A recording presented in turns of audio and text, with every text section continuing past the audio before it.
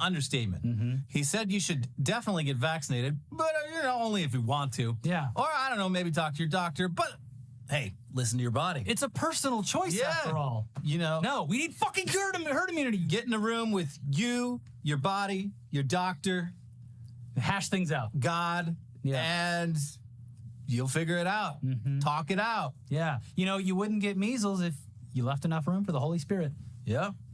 And honestly, the best thing you can do to prevent yourself from dying of measles, according to RFK Jr., not a doctor, is to have a healthy diet. Put down the seed oils. Somewhere Steve Jobs is punching the air. Yeah. Yeah, no, I tried that. I'm fucking dead. Well, he didn't die of measles. Yeah, he died of something cancer, else. And he thought he could eat vegetables his way out of it. Steve Jobs never had measles. Checkmate. Well, we don't know.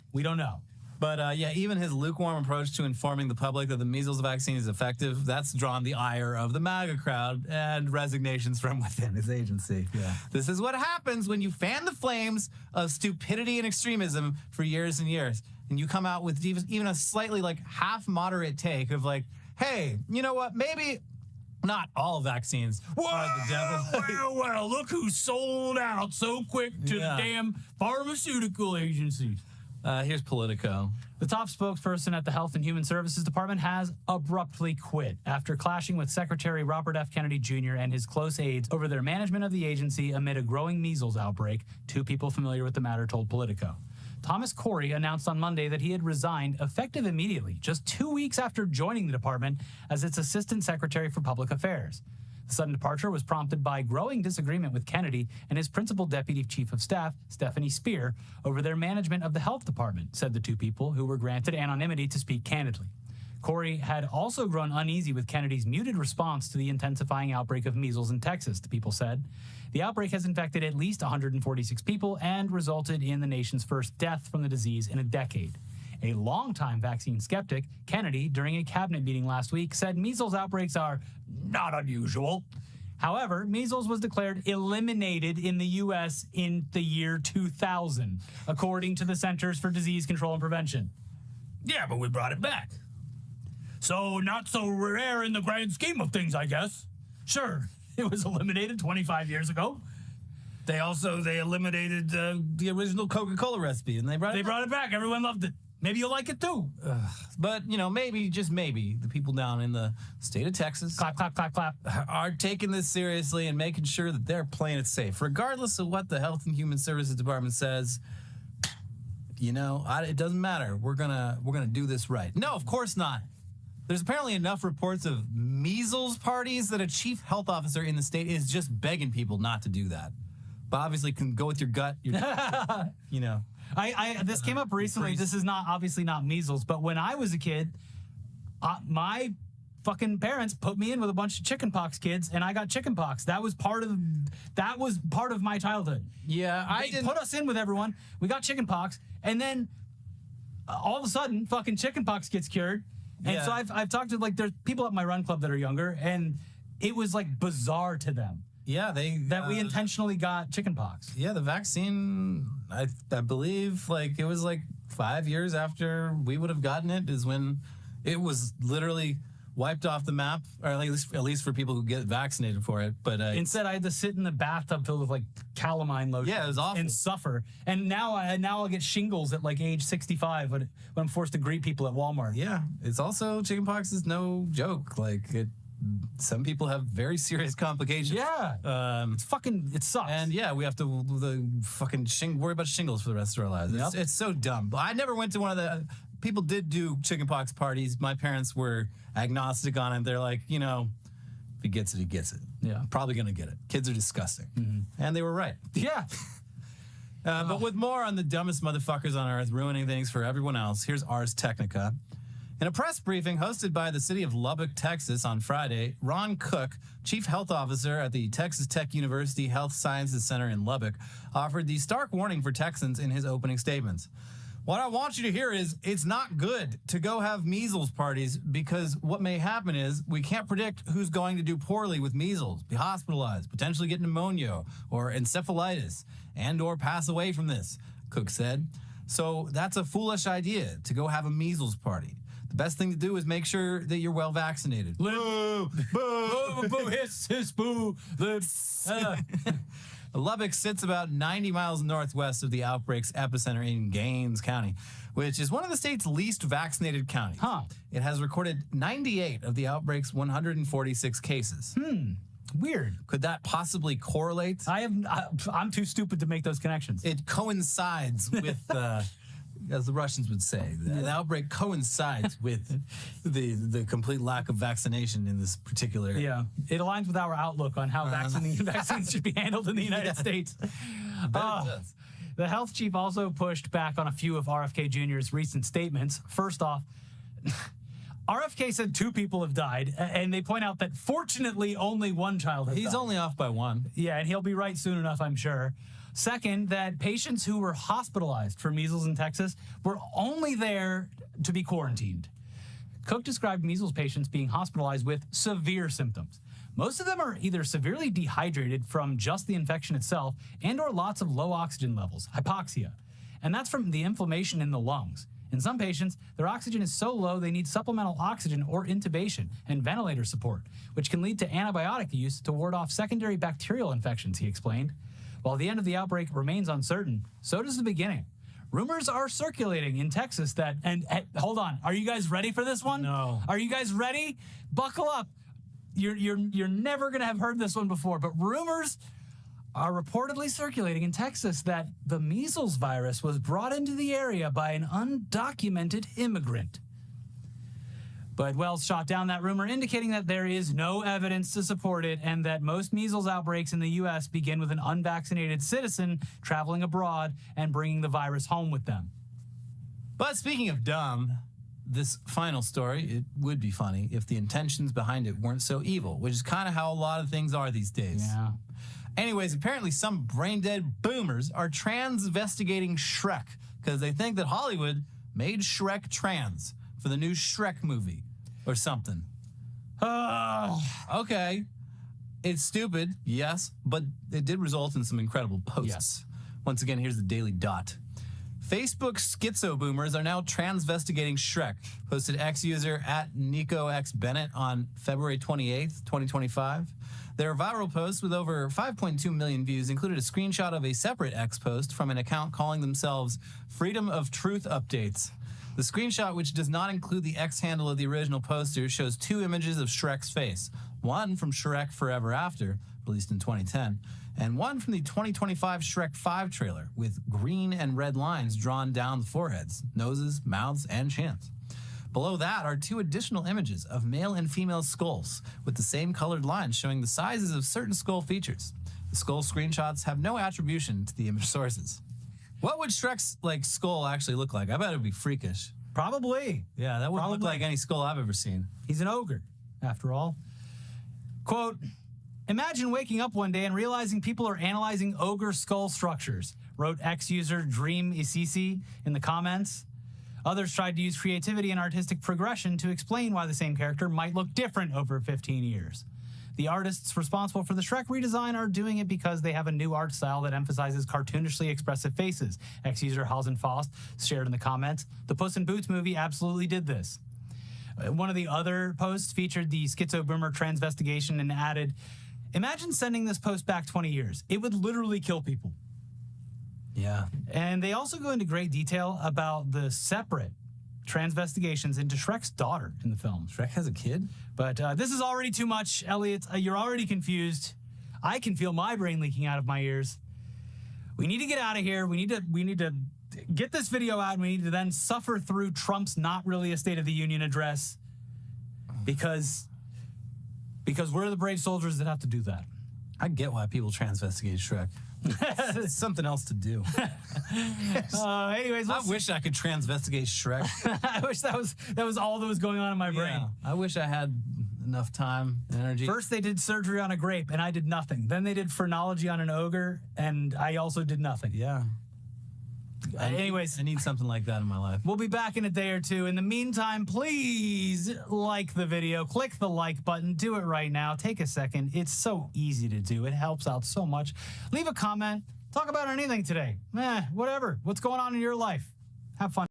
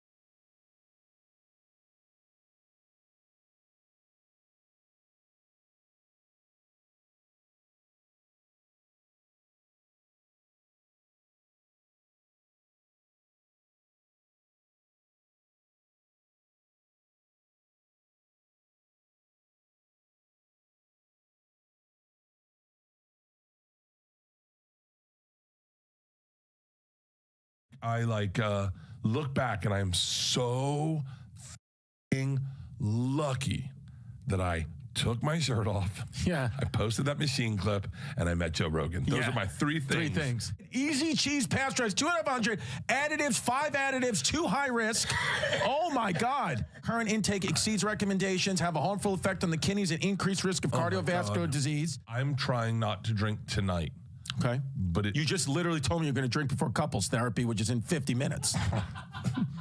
No one brought me one. Chris Stefano is building a reputation for being an ego killer, kind of like Stavros Halkias and Mark Normand. These are the rare breed of top 250 comedy assassins who aren't afraid to call out their brethren and keep them in check. And we saw this recently when Chrissy D went on JRE with his podcasting buddy Giannis Papas and basically trolled Rogan the whole time. But we've seen him before on Bert's podcasts, feeding Bert's ego and then calling him out in the next breath. So it's sort of become Chrissy's shtick to play the fool whenever he's on a podcast. And honestly, these are the best episodes in my opinion. He's obviously friends with all these guys, but he also recognizes that they have egos the size of elephants and uses that to make the podcast bearable to listen to.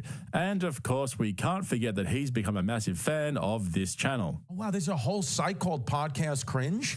Yeah, I subscribe to them. Yeah, no, this guy rules. He's a great channel. He covers pretty much all the content. And what does he do? These are probably your friends, so you could cut out whatever if I trash any of your friends. So it's better if you're not on this. It's better if you're not a part of this. You don't want to be on this. Okay. But as usual, instead of rocking up to YMH Studios to interview Bert and discuss his latest therapy session, he actually came with something up his sleeve. We've seen this before, and like I was just saying, these are by far the best episodes. Whenever a guest picks apart Bart's life and makes him realize how delusional he is, it makes for an A-grade viewing experience. Like the time Andrew Huberman explained to Bert that having more than 2 drinks per week damages your brain over time, or when Tony Hinchcliffe went on 2 Bears straight after the Tom Brady roast and kept trolling them because they bombed on live TV. And of course, we can't forget just last month when Ari went on 2 Bears and told Bert that he was the reason why Sober October got cancelled over on JRE, and Bert threw a temper tantrum and went so red in the face that he looked like he was literally about to burst. Actually, that reminds me, by the way, guys, just in case you missed it, I just dropped a video over on Patreon covering Bert's appearance on Theo Von's podcast last week, and in that episode, Bert actually admits that he's had to start wearing makeup on his podcast because his face is so red and bloated. I remember seeing a bunch of comments saying the same thing on my last video about Bert with Kevin Nealon as the guest, and I was like, yeah, I don't know, maybe he is wearing makeup, but now we have confirmation from the man himself, and the cause, according to Bert, is one of the side effects of being on TRT. For those of you who don't know, Joe Rogan has introduced a few of his buddies to testosterone replacement therapy, which is usually reserved for middle-aged men with hormonal imbalances and deficiencies, but in their case, they use it recreationally to improve their muscle mass and to look and feel better. However, in that episode with Theo, Bert openly admitted that he uses it purely so he can continue to party hard and keep drinking, despite the long list of dangerous side effects of using TRT without a relevant underlying health condition. Bert's obviously unaware of the pressure that all of that test puts on your heart, arteries, and kidneys, not to mention the hair loss, high blood pressure, and puffy red face that he has to put makeup on to cover up. Combine that with his heavy drinking and you have a recipe for disaster. But thanks to Chrissy D, it looks like Bert's got even more to worry about than we initially thought. You know that Yuka app? Dude, this app, dude? Go get the Yuka app. Do you have like food here? You have like packaged food? Yeah. Bring me a package of some food. Is someone listening downstairs? Yeah. I need a Yuka app, and I need a bunch of the food that I eat all the time. Yes, I have the Yuka app. Just bring me up some packaged food. We're going to start scanning shit, and you're going to start to be horrified at what's in the food. Those protein chips I eat all the time. Yes, bring those in. And nothing that's a sponsor. Yes, exactly. So I don't know if Chrissy just got a sponsorship or something from Yuka. He said him and his family just discovered it and he's super excited about it. Kind of like the time Rogan, Bert, Tom, Schultz, and Schwab all discovered nicotine pouches in the same month and wouldn't shut the fuck up about them. And then it turned out that none of them had sponsorships. They were just really into them. But then it turned found out that they had received boxes and boxes of them for free, which is still classified as a sponsorship. Seriously, the only thing worse than chilling for big tobacco is doing it for free. But at least Chrissy's pushing something that's good for you and can actually help you clean up your diet. This is exactly what someone like Bert Kreischer needs. For example, you scan Entenmann's donuts, which I know donuts are not healthy. Everybody knows that. But when you scan Entenmann's donuts, a possible score, like spinach gets 100 out of 100. Entenmann's gets a 0 out of 100 with 10 additives in there that all cause cancer. The redder the additive, the more it causes cancer. But, I didn't need this app to tell you that spinach is going to be healthier than Entenmann. I was just at the Coffee Fix bagel store in LA yesterday, and I went to go get a protein bar with my egg sandwich, and I scanned one protein bar, one flavor, the same protein bar. I scanned one flavor, it got a 30 out of 100, and the other flavor got an 80 out of 100. So while Chrissy was explaining how the app works, one of Bert's 15 staff members brought up some of his favorite snacks from downstairs so that Chrissy could run them through the scanner. Now, while you're watching this compilation, just remember, according to this app, you shouldn't be eating anything with a score below 50. Take a wild guess where Bert's favorite snacks came in at. Let's bring it in. Oh, shit. Get scanned. Here we go. Oh, just start with Cheese Whiz. Start with Cheese Whiz. Cheese Whiz. I'm going to scan Easy this. cheese. I do this a She's lot. good. I scanned her. She's good. She's 100 out of 100. Easy cheese. Here we go. Cheese Whiz. Yes. Oh my God, a 2 out of 100. Holy shit. Easy cheese pasteurized, 2 out of 100. Additives, 5 additives, 2 high risk. Oh my God. Current intake exceeds recommendations, have a harmful effect on the kidneys and increased risk of cardiovascular disease. I mean, so this one's f***ing out. The other day, let me tell you the meal I had with this. I had an Oscar Mayer wiener with a Twinkie as a bun. Right. Cut in half with this on top. Amazing. It was so good. I guarantee you, I haven't been home, but I guarantee you that was my 3-year-old's exact lunch. Which one do you think is possibly going to be good? Which one out of these do you think is healthy? Quest. Here we go. Let's see. 16 out of 100. I see you. Oh, bad. Dude, let me tell you something. They're not a sponsor, right? I think I just buy them because they're keto. Dude, the additives are crazy. This has calcium carbonate. This has all these things linked to cancer, linked to heart disease. All right, hang on. Nerds will be good. Nerds will be healthy. Let's see what nerds are. I guarantee you, if nerds even gets 1 point, I'd be shocked. Nerds is 4 out of 100. I mean, get these the fuck out of here. Hang on. 0 carb. All right, let's go. Mission tortillas. With these.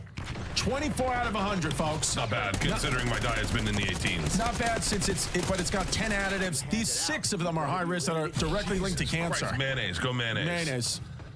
Come on, mayonnaise. Come on, mayonnaise. You're on everything. Come on, let's go, mayonnaise. You're on everything. This is a 15 out of 100. Jesus Christ. This is a 15 out of 100, Do dude. I eat anything above 50? Keto coconut mix, 17 out of 100, folks. See you later. Yeah. Oh, edamame. The Japanese are healthy. Let's see what the Japanese are doing. Unless it was war.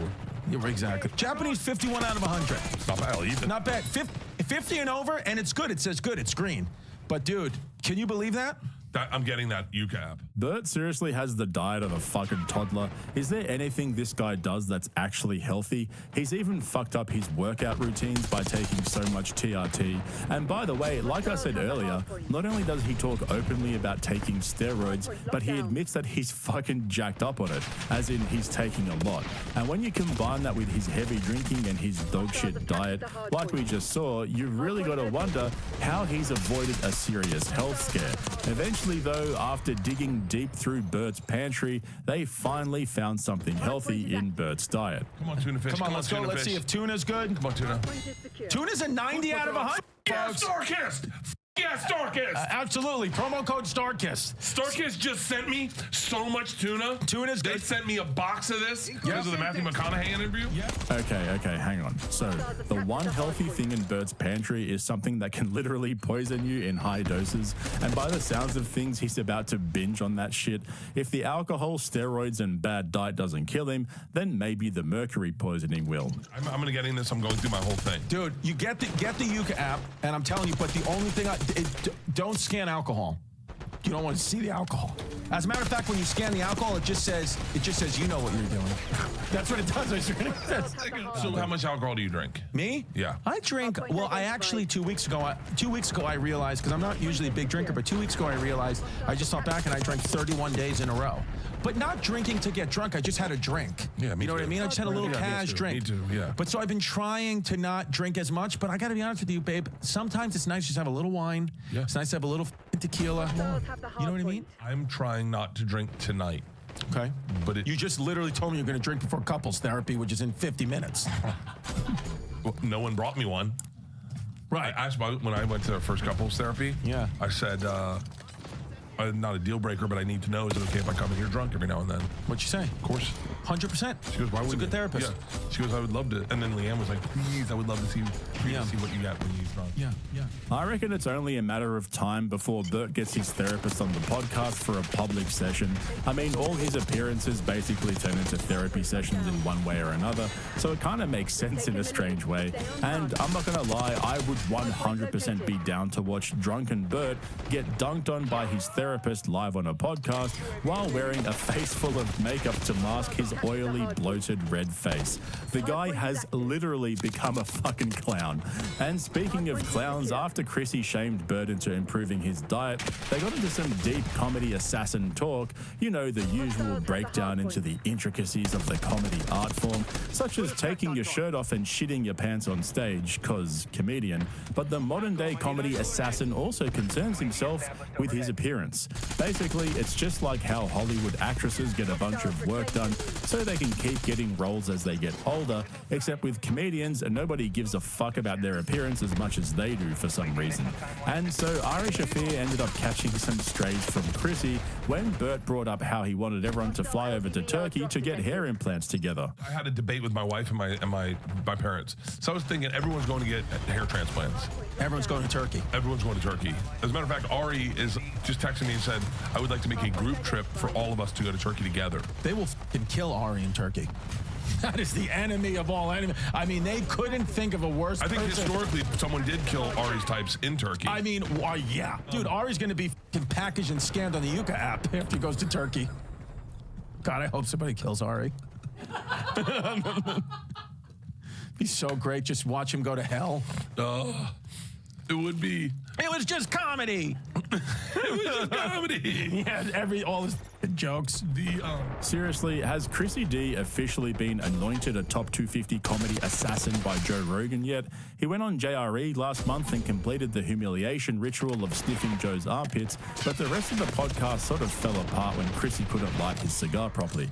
Yeah, I don't know what's going on with that, to be honest. Anyway, let's get back to Bert talking about Bert. I almost wore a collared shirt for this today because I'm at a point where I go, I think I dress like a child. Right. Like I dress like a child. But it's fun. It's you. I know, but like I start getting like in my head about like, you know, should I be dressing and acting like a 52-year-old? Right. Like No. I mean, Sandler sure as hell doesn't. He doesn't. And look at him. But he's got like a style. Right. You have a style.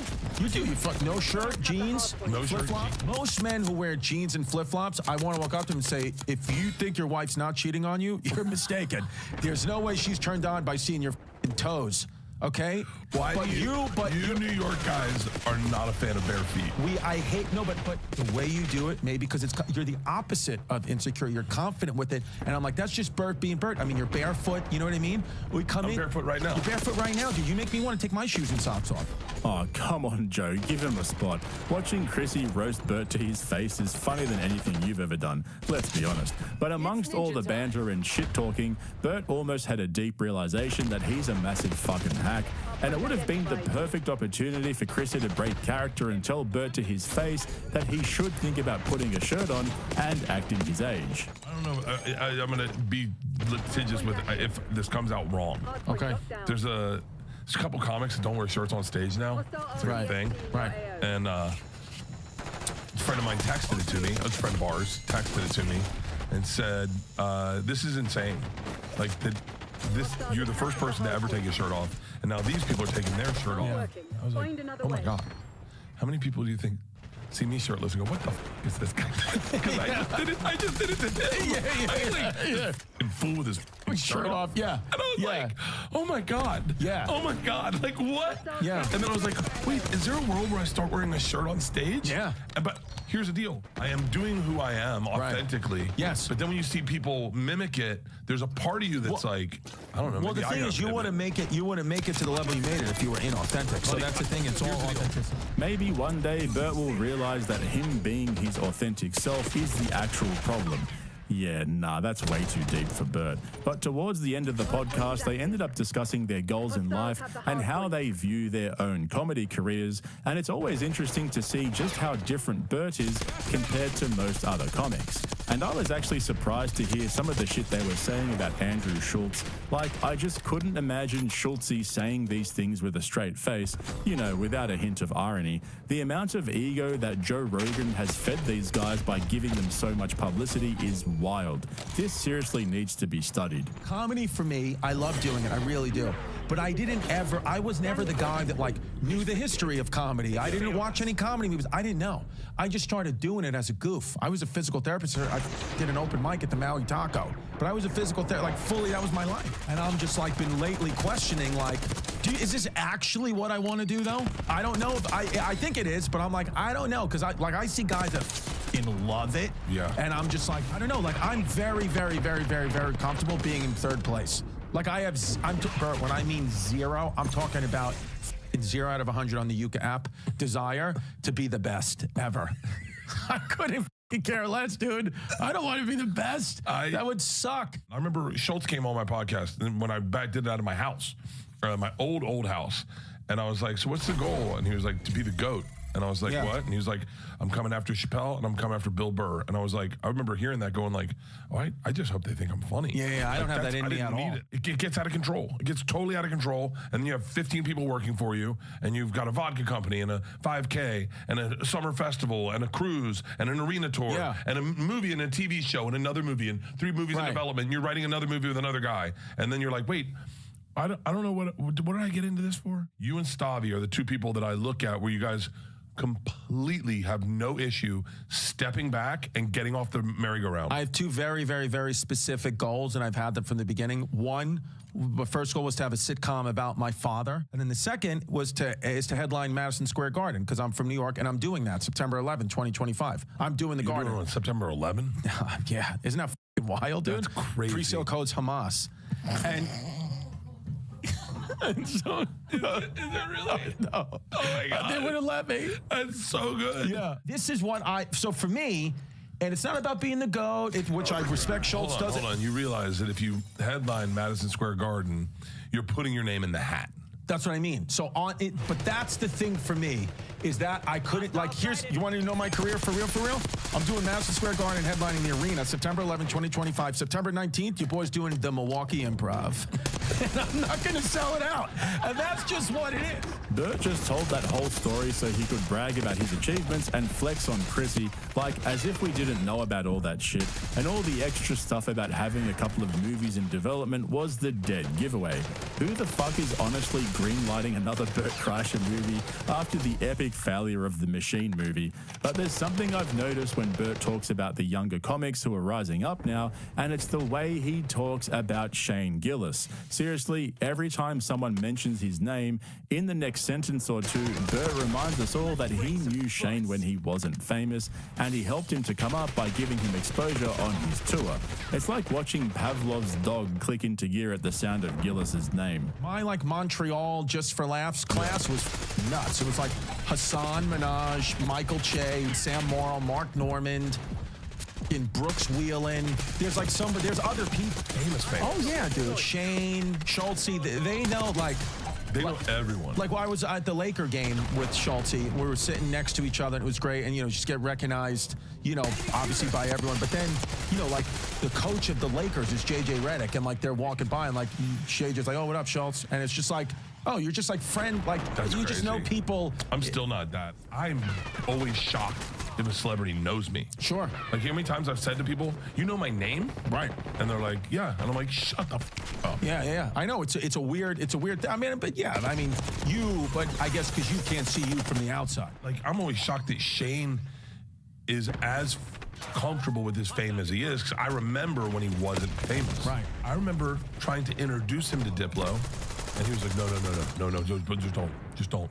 He was so uncomfortable. Last week, I see a picture with him, Guy Fieri, and Diplo. Yeah. And I was like, oh. Just hanging out. Yeah, and he's like totally casual. Sure, because it's but he's remained who he is, which that's what I love about it. And you want to talk about penises? You ever seen Diplo's dick? Okay, fuck, let's cut it right there. But did you see how Bert brought up that story about Shane just to remind everyone that he's just as famous as Gillis is, because now he's hanging out with the same people that Bert knows. Bert's definitely feeling his age now. I mean, he's not even that old, but compared to guys like Chrissy, Shane, and Mark Normand, he's almost 20 years their senior. And don't forget, Bert's only been famous for the last 10 years or so, probably not even that. So he's seeing these younger guys coming up in their mid to late 30s, and it's obviously bothering him that it took him so long to get there, and it might be over soon. But man, I look back and I am so lucky that I took my shirt off. Yeah. I posted that machine clip, and I met Joe Rogan. Those are my three things. Like if I didn't post a machine, no, I'd just be like a regular guy that did Rogan a couple times. You'd be dead in St. Louis. Yeah. You'd be shirtless, dead in St. Louis. Yeah, it's crazy to hear Bert say that out loud without realizing the irony of how much he brags about his fame and fortune, knowing that he was propped up by the rise of social media and all the exposure from dozens of appearances on Rogan's podcast. But it looks like the newer breed of comedy assassins seem to be more self-aware and willing to accept they're not God's gift to the earth. Just in case you didn't know though, Bert's new comedy special called Lucky comes out on March 18th, so I'll probably end up doing a review over on Patreon, as well as for Andrew Schultz's latest comedy special, which drops on Netflix today, I think. Bert's actually taking the summer off, though, from touring for the first time in years, and he mentioned on Theo's podcast how he was starting to feel depressed once he realized he was just going to be sitting around every day while all the other comics he knows were out there on tour doing their thing. So I'm sensing that he's starting to burn out after all these years of partying hard and touring around the world, in addition to his podcasting commitments and all the businesses he's involved in. He also mentioned that he felt like his material was starting to get stale and he needed the time off to actually live his life and find new material instead of constantly performing and not having the time to get inspiration for new bits. So it's going to be interesting to see what his new special is actually like and also what he does after that, because this will be his 6th comedy special, and now that his daughters are off to college, he's probably going to struggle to find material to work with since he no longer has unfiltered access to their personal lives. Anyway, make sure you check out the links below or just head straight over to podcastcringe.com and check out all my latest merch designs. Otherwise, sign up to my Patreon via the link in the description for my longer form uncensored content. And don't forget to like this video and subscribe to my channel on YouTube while you're here. Thanks for watching, guys. I'll catch you in the next one. By the way, where's Tom? Tom was supposed to be on. Where the is Tom? This guy just was supposed to be on, and then I get a text at noon that he's not on. What is Tom? What is he, losing weight?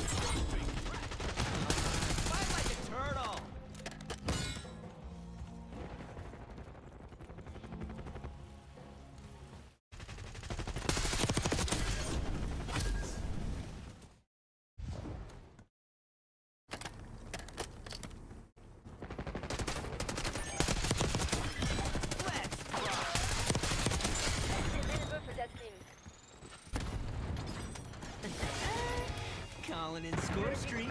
Surveillance operation.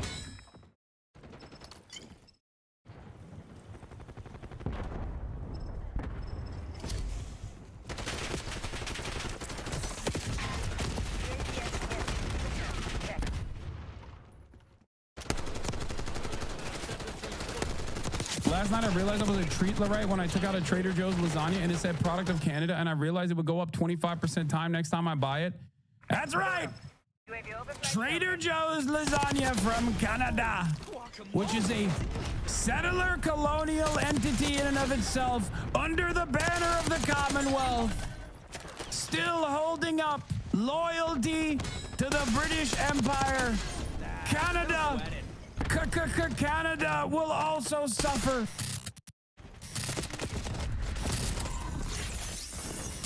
Now we're going to talk about We're going to begin with President Trump addressing Congress as new tariffs take effect on Mexico, Canada, and China. this. We've got two major developing stories for you today, not just one, but two. First, the Trump administration's new tariffs on three major trading partners, Mexico, Canada, and China, went into effect at midnight last night. And some of those countries have already retaliated. And second, the White House paused all U.S. military aid to Ukraine after that very explosive showdown between President Trump and President Zelensky. Now, that's the backdrop to the president's speech tonight in Congress. And Tony is there in Washington, getting ready to bring us all the latest. Tony, good morning to you. Everybody's saying how dapper you look today. Good morning, Mr. DeCopo. Well, Gail, thank you very much. You know, you're back from the Oscars, Hollywood's biggest night. Oh, there it is. Double circ, Tony. Double circed up Tony, baby. Tony Two-Tone, my guy. I will never stop thinking about his penis anytime he comes on screen, okay? Forever tarnished. I'm sorry. It's just, will I get banned for saying that you champion? No. You'll just be screaming into a void alongside a bunch of other dumbasses as well. But keep up the good work, brave soldier. You know? Nate's been on a beach vacation, and here I am in Washington, D.C., and it's not even a State of the Union, so I'm questioning my life choices just a little bit. But look, it is going to be a big night, potentially a historic night in what has already been a fast-moving and consequential presidency. In less than 100 days, you got to keep that in mind. We've been told by the Speaker of the House to expect fireworks tonight. So while a typical joint address might be a somewhat boring, somewhat somber list of goals from a new president, you can expect President Trump to instead tout action, accomplishments. And there's been a lot of that, to be honest with you. I mean, maybe no president since FDR has attempted so much so quickly. There is, for example, the at times chaotic effort by Elon Musk and Doge to shrink the size of the federal government. Also on the list, working toward a ceasefire in Ukraine by, it would seem, whatever means necessary. Also, the hefty new tariffs on imported goods from Canada, Mexico, and China. And this morning, by the way, China has said it will retaliate, and Canada also already hitting back. And that is just one of many moves this White House has made to expand the power of the executive branch. So much has happened, really, that even folks here in Washington, D.C. struggle at times to process it all. But that's why we have Nancy Cordes, our chief White House correspondent, to stay on top of everything. Nancy, good morning. Good morning, Tony. I have had my struggles, but today is a day that the president will be front and center. And you know that this is a president who cares a lot about the stock market, but yet. Yeah, no, he cares so much. That's why he's destroying it. That's my king. That's J.D. Pondon, baby. That's my GOAT right there. He said, the Treatlerites must suffer. Permanent first. He said, hold on, let me put this on. J.D. Pondon said, permanent first world genocide. The Treatlerites in the suburbs will scream bloody murder. I will take away their treats. Have fun. Enjoy the treats while you can. You will never enjoy them again. The Chinese century of prosperity is upon us. I will make our allies scream, and in the process, I will cripple the America economy. It's Trumponomics. Yesterday, after he announced that there was no way. Last night, I realized I was a Treatlerite when I took out a Trader Joe's lasagna, and it said product of Canada, and I realized it would go up 25% time next time I buy it. That's right. Trader Joe's lasagna from Canada, which is a settler colonial entity in and of itself, under the banner of the Commonwealth, still holding up loyalty to the British Empire. Canada will also suffer. Out for Canada and Mexico, the Dow fell 650 points. Still, 25% tariffs on their goods went into effect overnight with President. He said, the labor aristocracy. I love, bro. I love doing JD Pondon. I'm sorry. I'm going to stop. I'm going to dial it back a little bit. Trump calling it a punishment, though it's unclear in the case of Canada in particular what that punishment exactly is for. No room left for Mexico or for Canada. President Trump is calling today's tariffs a powerful weapon, a weapon that will now be wielded on food, lumber, electronics, cars, anything that comes into the hat US on so I can from say Canada and Mexico. It's a very powerful weapon that politicians haven't used because they were either dishonest stupid, or paid off in some other form. And now we're using them. The move could wound American consumers, too, as producers pass along that new 25% tax, driving up the cost of a small car. I still genuinely do not understand what, like, Trump's internal purpose for this is. Like, I don't know. I've said this already. I've tried to make sense of this. I've talked about how maybe it's because he wants to, like, bully key sectors into submission. But having said that, this is across the board tariffs. So it's not even divided evenly by sector. There is no, it just does not make sense. It truly feels like he is trying to, it truly feels like he is just trying to break everything.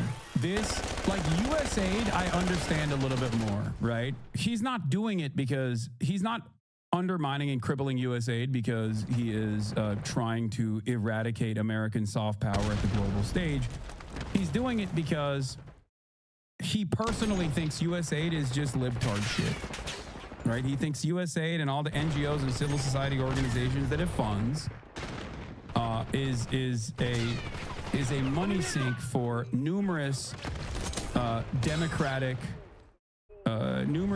Party goals and organizations. There's some truth to that. However, it plays a broader role in doing the bidding of American empire at the end of the day. Trump might not have the foresight to recognize that, right? He might not have the foresight to recognize that. He might be more interested in changing the approach that America has had in terms of focusing on soft power initiatives and hyper-focusing exclusively an entire permanent war. Not to be a hater, but why do you think Trump unilaterally decides any of this? I mean, I think when I say Trump, I'm not just talking about Trump. I'm talking about like his advisors as well. I'm not simply referencing Donald Trump. I don't think Donald Trump operates on his own, obviously. I guess the other point for the tariffs is that it's a regressive tax, and he will use the additional money that they get from tariffs as a way to say, we filled up the government coffers, now it's time to cut the only progressive tax that exists, which is income tax. And even then, there's a million different loopholes. I mean, we've talked about all of this stuff already, but it still does not make a whole lot of sense. By an estimated $6,200, or an SUV by $9,000. So many car components are built across the border. Because of the arbitrary nature of the emergency use of tariffs that are being done, we don't know how long they're going to be in effect. At the end of the day, there is little doubt that consumers will feel the pain of this, but it will also impact consumer demand as well. Economic uncertainty already pushed consumer confidence down in February. This will help Tesla, right? No, it won't. No, it will help zero car manufacturers, because even the cars that are manufactured in the United States of America, because of previous trade agreements, whether it be NAFTA or, ironically enough, the trade agreement that Donald Trump did, NAFTA 2, right, has created this network of back and forth between Canada and Mexico, where they pass the border, pass the American border into Mexico, and pass the border into Canada and vice versa a million times until the car is assembled in the United States of America. That actually ends up, yes, USMCA is what I'm talking about. That actually ends up greatly increasing the cost of the car if they have to pay for all of the different parts that are being manufactured in Mexico or Canada before it makes its way into the United States of America, when every single car manufacturer is paying an entry fee numerous times over.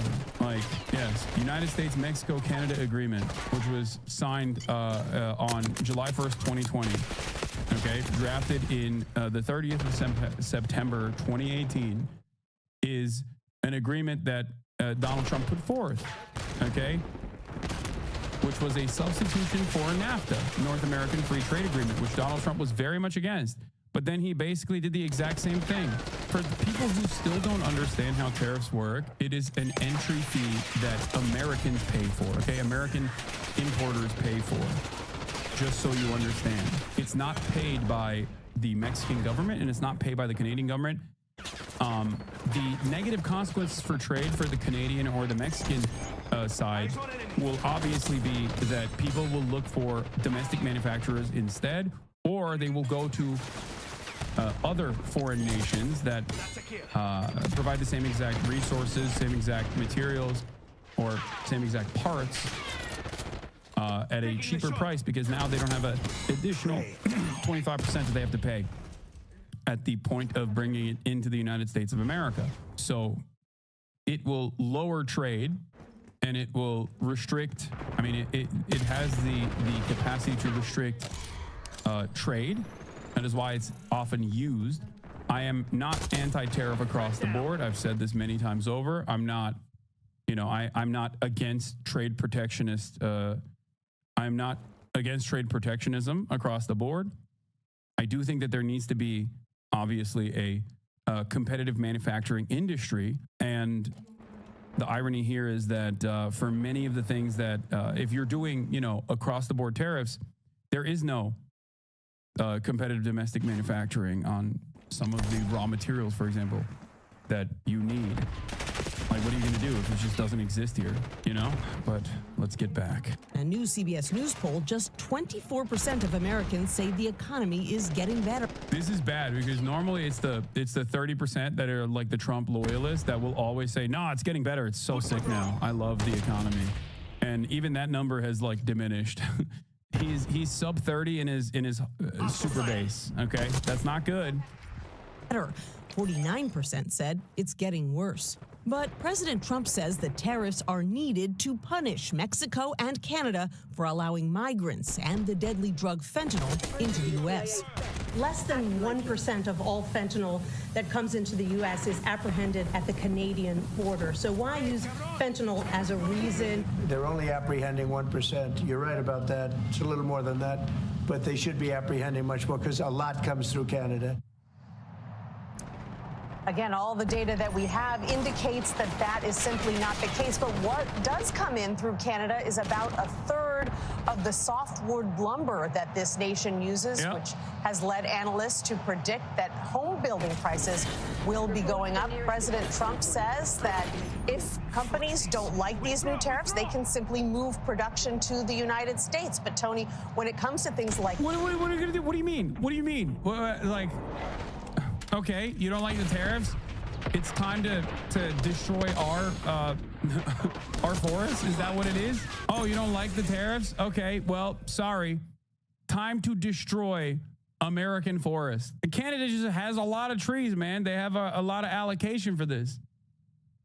What are you supposed to do? I mean, we got forests too. Don't misunderstand me. We got forests out here. It's just that, I guess he just wants to destroy the remainder of the American forests, lumber or fruits and vegetables from Mexico, moving it here, not that easy. No, it takes time, and there are benefits that the president is touting, but there could be sacrifices in the short term. Sacrifice is not a word he typically would want to use with the American people. We'll see if it comes up tonight. More on President Trump's tariffs and what they could mean for consumers. Elizabeth Schulze joins us to break down the potential. They announced it yesterday, going to clear 280 million acres of national forest trees. Jesus Christ, dude. I mean, I suspect that it'll be much easier to do these sorts of things when you can't do an impact study because you fired every researcher and you think impact studies are woke and gay. I wonder what the long-term consequences will look like when you're just gutting the remainder of the American forests now.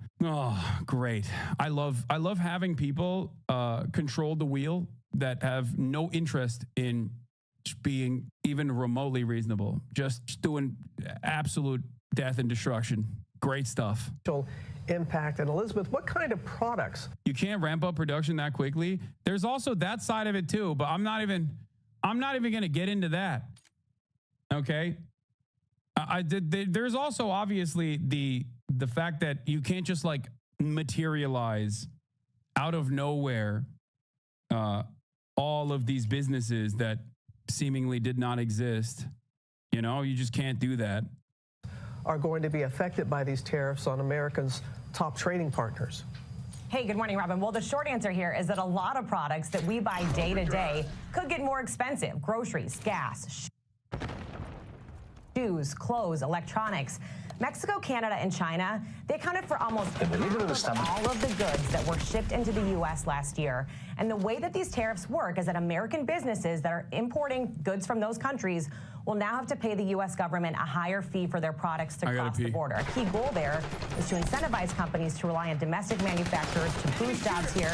But in the short term, those American businesses will have to decide if they absorb higher costs from the tariffs or if they pass them down to their customers, Robin. Okay, so if companies do pass down the costs, how soon could consumers pay higher prices?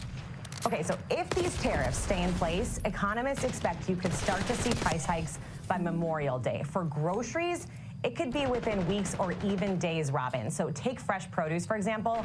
About 63% of U.S. vegetable imports come from Mexico. Think bell peppers, cucumbers, strawberries, tomatoes, limes, avocados, a lot of that fresh produce. And grocers, they can't really stockpile those foods in advance. So if they decide to pass down the entire 25% tariff, that means your $3 avocado could end up costing $3.75 pretty quickly. Liquor, like tequila and Canadian whiskey, could also get more expensive. And then the auto sector, really another big one at risk here. Automakers rely on thousands of different car parts that are traded between the U.S., Canada, and Mexico. If they are paying more to get those parts, you could end up paying $3,000 more for a new car. And some of the dealers that we've talked to say that they might raise those prices within months, Robin. And many are wondering about gas prices, Elizabeth. Could they go up too? They could. So about 60% of the crude oil that the U.S. imports comes from Canada. Our refineries are actually uniquely built to process Canadian oil. The national average right now for a gallon of gas about $3. GasBuddy expects that the tariffs mean prices could go up by 15 cents a gallon in the Midwest. That's right. My goat, he's doing it. He's doing it. He's fixing the cost of living crisis by making it so expensive that you just die.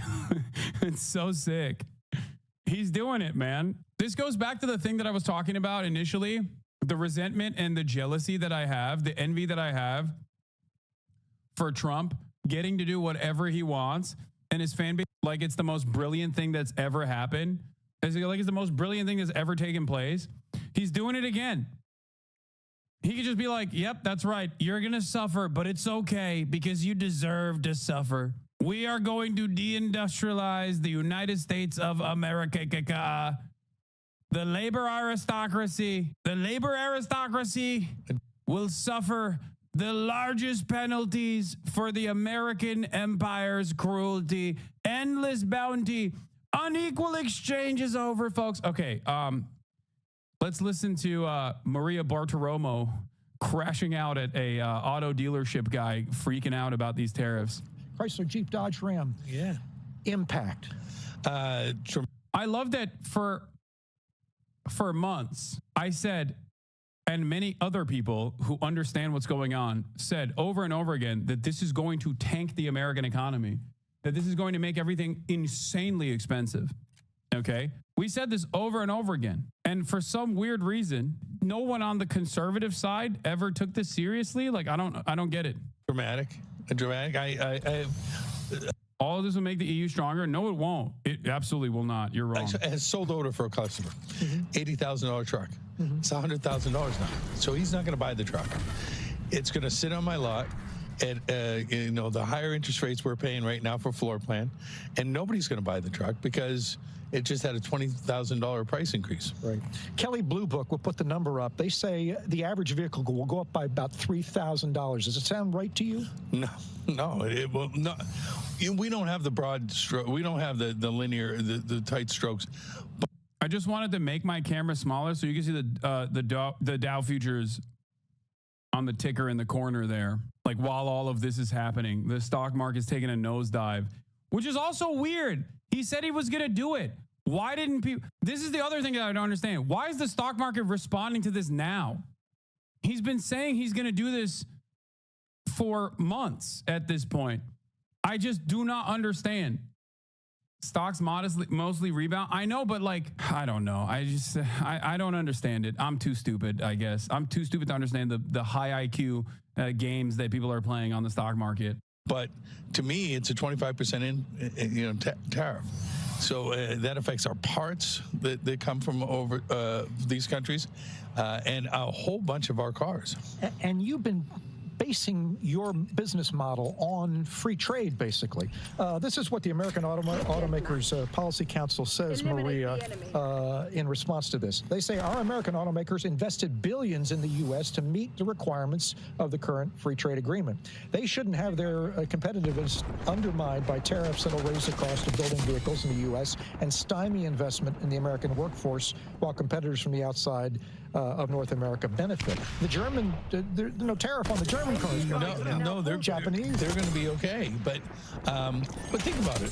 We built our business around that. The OEMs built their business around that, and now it changes on a dime.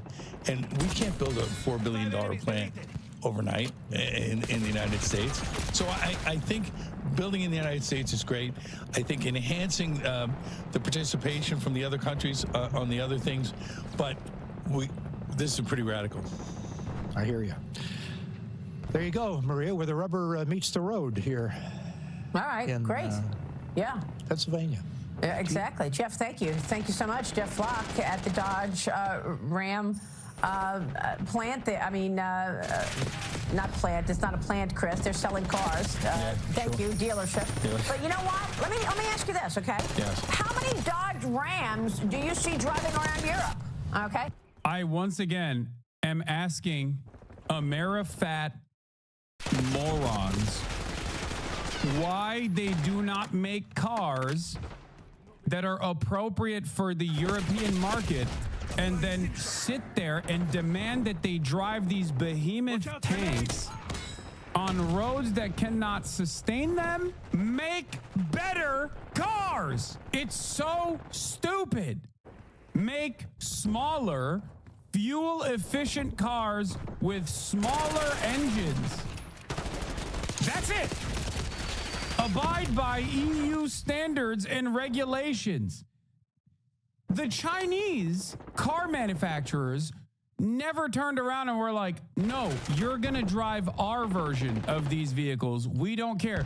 They looked at the market and they were like, okay, we'll make these incredibly competitive and very cheap electric vehicles, and we will flood your market, and they will be impossible to compete with on a price point because we're heavily subsidizing it. Okay? That's it. It's not like they were sitting around being like, no, we want to make tanks. Why won't the dumb Europeans purchase our tanks? The cars that we make here in the United States of America are ginormous. The F-150 until this past year was the most popular vehicle year over year, okay? The F-150, the Ford F-150 pickup truck. The Ford F-150 pickup truck inside of the European Union needs a commercial driver's license to be able, for a European to operate an F-150, you need a commercial driver's license. Do you understand? You're immediately automatically shut out from half of the European streets. You can't go into any European cities. It is ginormous. What are we doing here? It's so frustrating. Where they're like, why won't they buy our tanks? Why won't they do that? They made the calculation that the American cultural exports will eventually lead Europeans to want street tanks, and to some extent it's working. I see way too many Ram 1500s on the road here in Austria. Wait, really? I thought you meant Australia. I was about to say, well, they have a Ute culture over there, but Austria? That's crazy. How many Dodge Rams do you see driving around India? I mean, not many, I bet. Why? Because they don't buy our cars. And that's what President Trump is trying. Yeah, also, that's the other thing. Toyota literally sells different cars in the U.S. to match our needs and interests. You won't find a Tundra or Tacoma in the heart of Tokyo when they can't fit in the side roads. Exactly. Even the Tacoma has become ginormous. And then you have the Tundra, which is the American competitor. It's crazy. I hate it. I hate that the one good thing about the European Union is walkable cities and a walkable infrastructure and public transit And that is partially because, you know, they did that before the American brain rot set in, okay? They did that. And now we're just like going to force their hands and be like, nah, dude, you have to have these tanks. You have to literally rebuild your cities, destroy the public transit so that you can have Ford F-150 pickup trucks driving around. You have to literally destroy what remains of like the parks and whatnot so you can create these ginormous parking lot structures. Trying to change, maybe Dodge should start building them here and selling them here. Also, Ford, GM, etc. do the same thing. They have non-American models in the EU, for example. It's a common gripe with the EV community. These American automakers bring cool EVs everywhere but the US. Think shooting brakes, saloons. Why are cars so thick now? Like, is it just American culture nonsense? No, it's partially because of CAFE standards.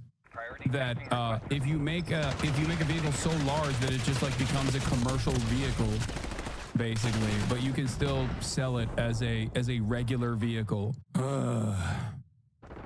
All right, where were we? All right, let's get back to this. As much as 40 cents a gallon within a week in the Northeast, Robin. All right, Elizabeth, our thanks to you. We have some breaking news coming in. Canadian Prime Minister Justin Trudeau speaking right now after the U.S. slapped Canada with 25% tariffs. Let's listen. SUVs get the truck emission standards, so they get more lax emission standards. Exactly. It's a way to take advantage of a regulatory loophole, because that's how everything works in this goddamn country. Because everyone is a charlatan. So today, the United States launched a trade war against Canada, their closest partner and ally, their closest friend. At the same time, they're talking about working positively with Russia, appeasing Vladimir Putin, a lying, murderous dictator. Make that make sense. Canadians are reasonable, and we are polite, but we will not back down from a fight. Not when our country and the well-being of everyone in it is at stake. At the moment, the U.S. tariffs came into effect in the early hours of this morning, and so did the Canadian response. Boom. Canada will be implementing. Yeah, enjoy not having maple syrup, you American dummies.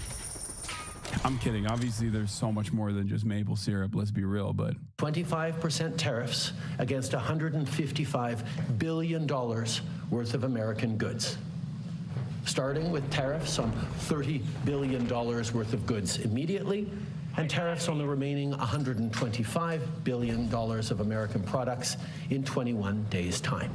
Should these tariffs not cease, we are in active and ongoing discussions with provinces and territories to pursue several non-tariff measures. Measures which will demonstrate that there are no winners in a trade war. Now, just like I did a month ago, I want to speak first directly to the American people. We don't want this.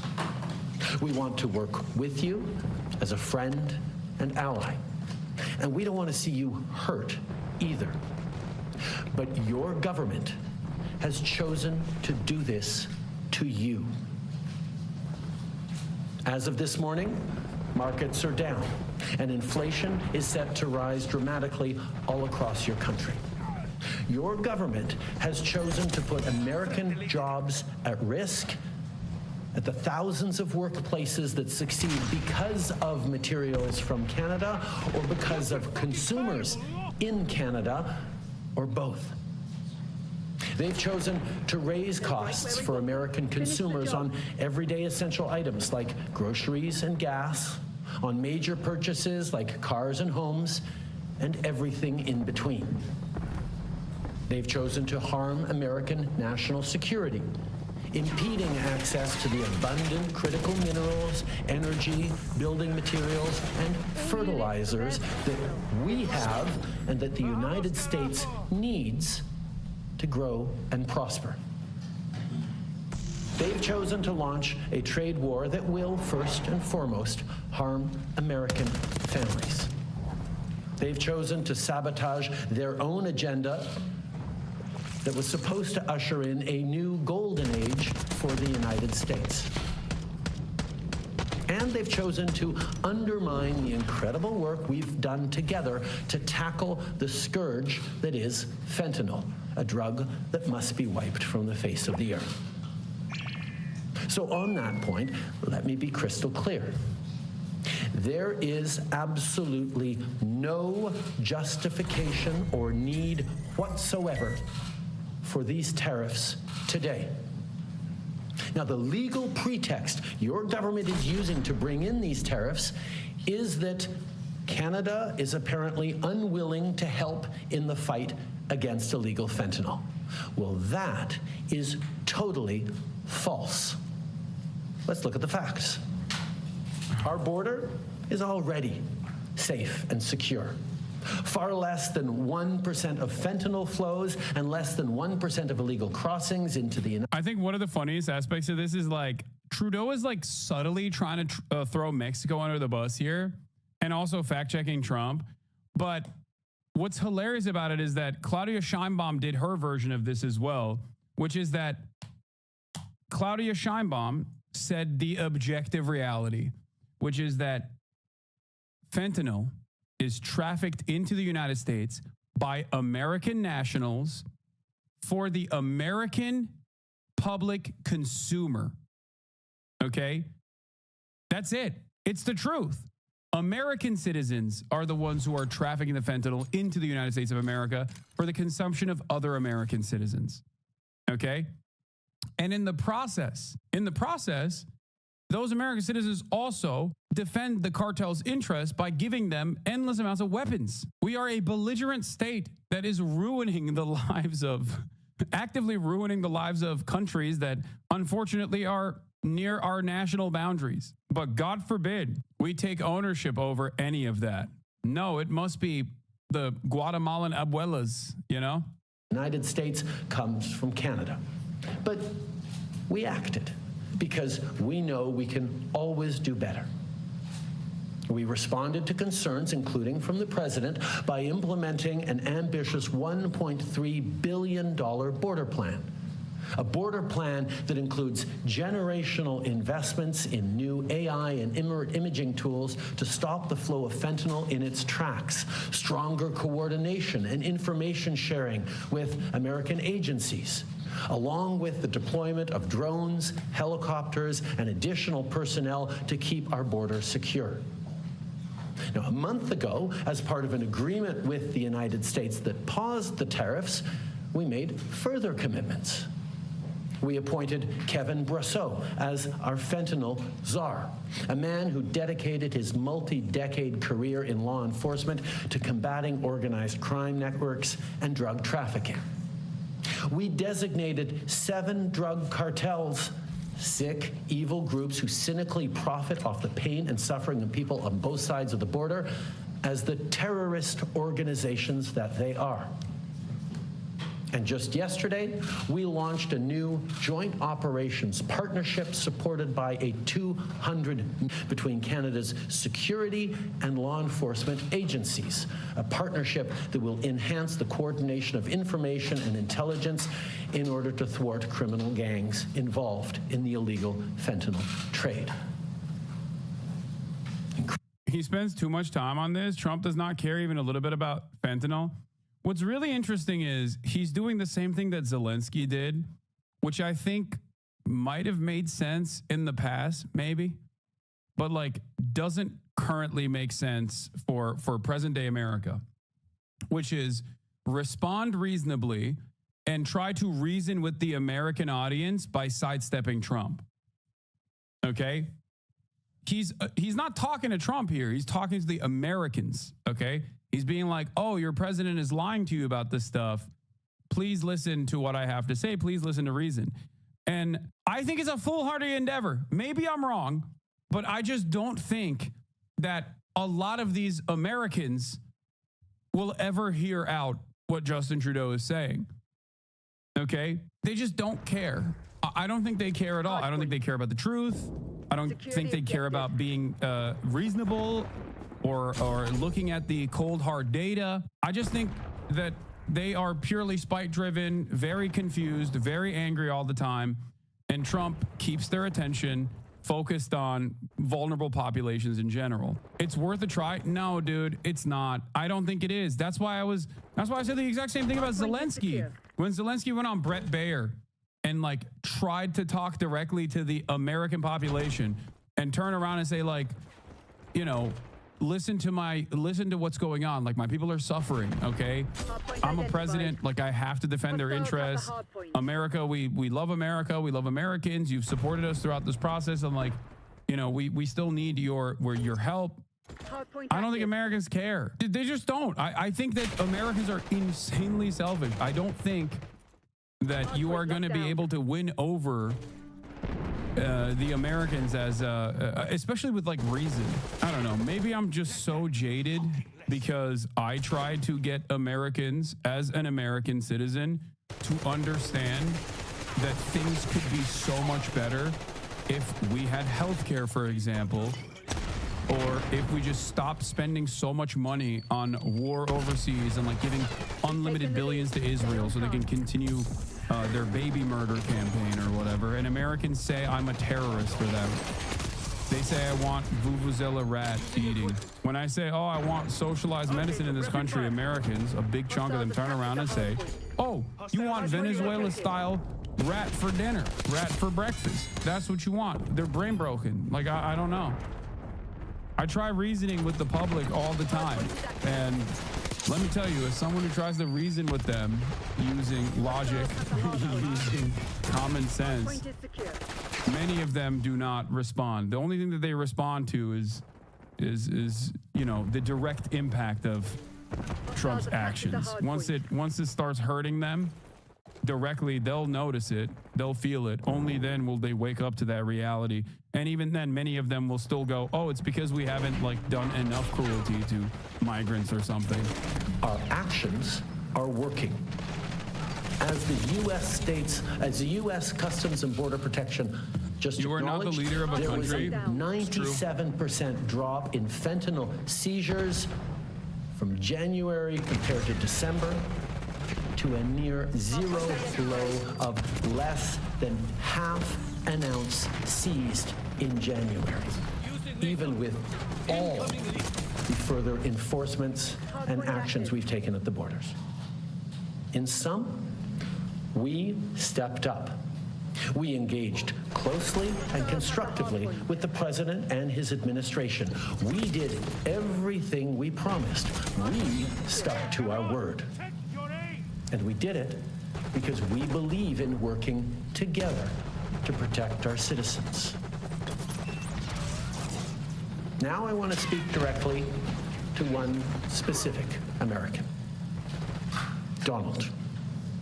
In the over 8 years you and I have worked together, we've done big things. We signed a historic deal that has created record jobs and growth in both of our countries. We've done big things together on the world stage, as Canada and the U.S. have done together for decades, for generations. And now we should be working together to ensure even greater prosperity for North Americans in a very uncertain and challenging world. Now, it's not in my habit to agree with the Wall Street Journal, but Donald. Because he's woke. Because he's woke and he is Fidel Castro's next of kin. That's why. Because Justin Trudeau is a communist. They point out that even though you're a very smart guy, this is a very dumb thing to do. Yeah, look, the thing is, I will say this much, okay? Part of the reason why I'm not anti-tariff across the board is because I do think that it has the capacity to beef up domestic manufacturing, okay, if done correctly. If it's managed through unions like the UAW, for example, and they play a big role in how manufacturing can be increased, for example. I just don't trust the Donald Trump administration to actually actively give a seat at the table to the UAW, though. I think it could be done correctly. It just can't be blanket tariffs across the board for each individual nation. What he's doing here is basically breaking the toys that America benefited from for years and years and years. That's all he's doing. trade negotiations that he actually renegotiated. USMCA is the United States, Mexico, Canada agreement is literally NAFTA 2. Donald Trump implemented that. Okay? So when he turns around and he's like, yeah, I don't want it no more. What I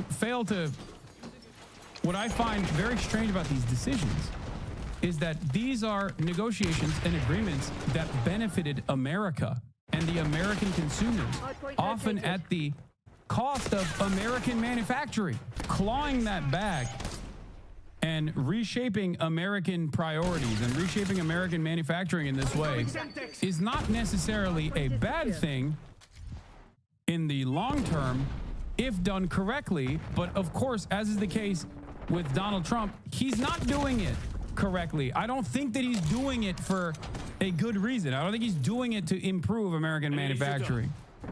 But to be fair, I also don't know what he is trying to do anyway, because so much of the Trump administration is just genuine insanity. Yeah, we'd have to do China-level central planning to actually reindustrialize. Just doing blanket tariffs makes no sense. I know.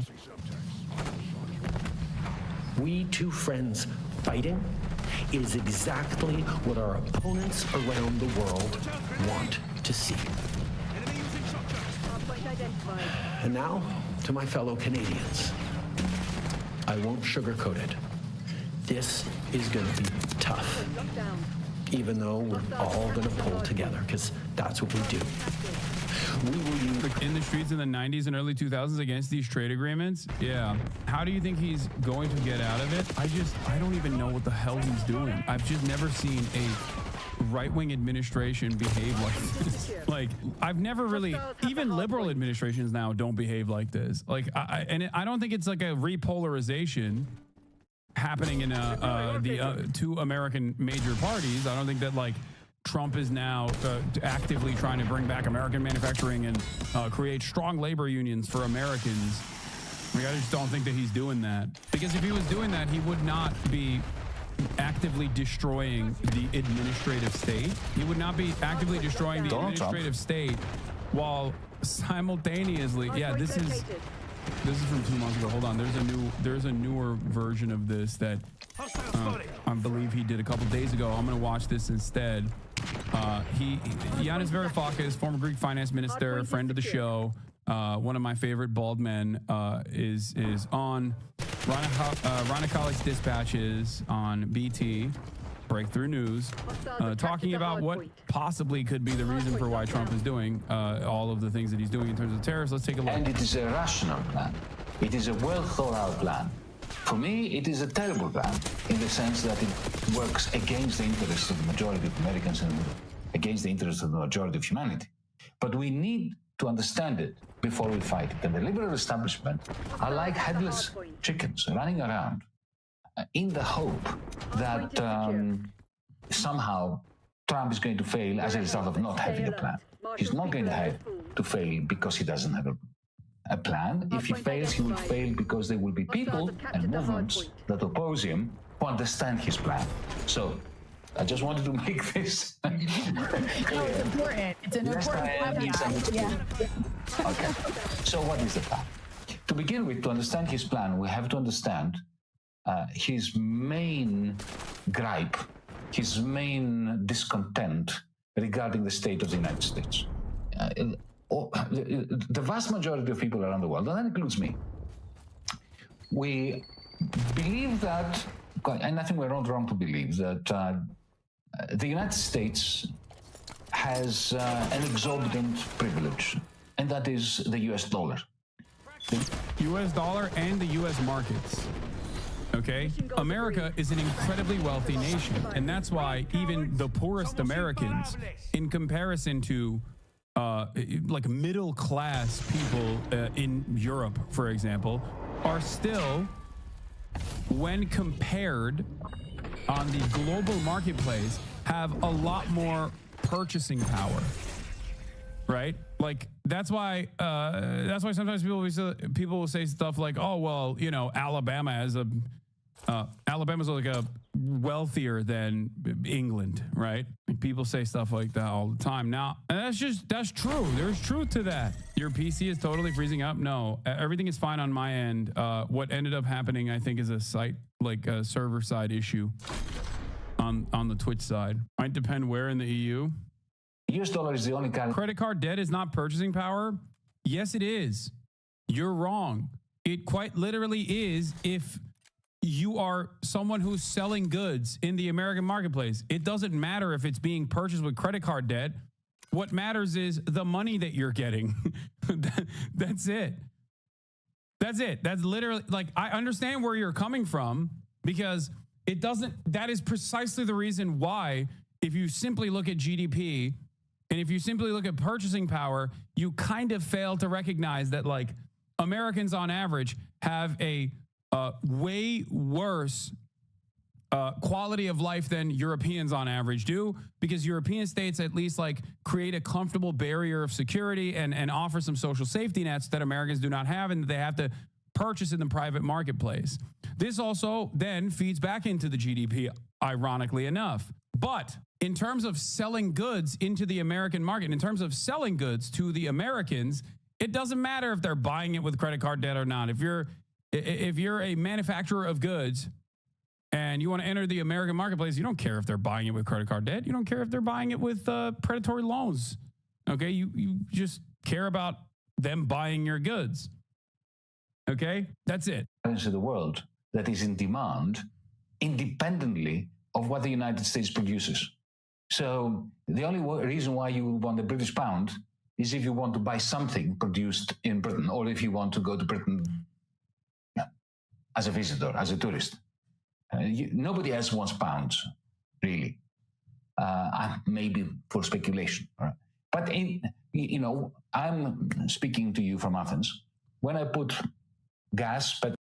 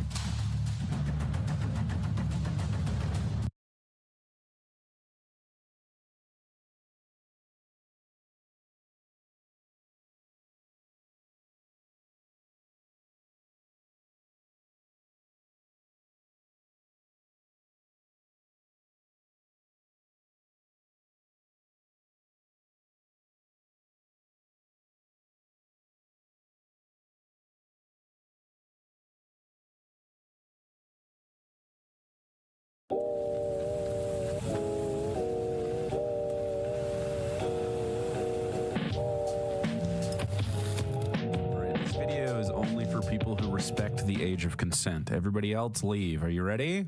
Okay.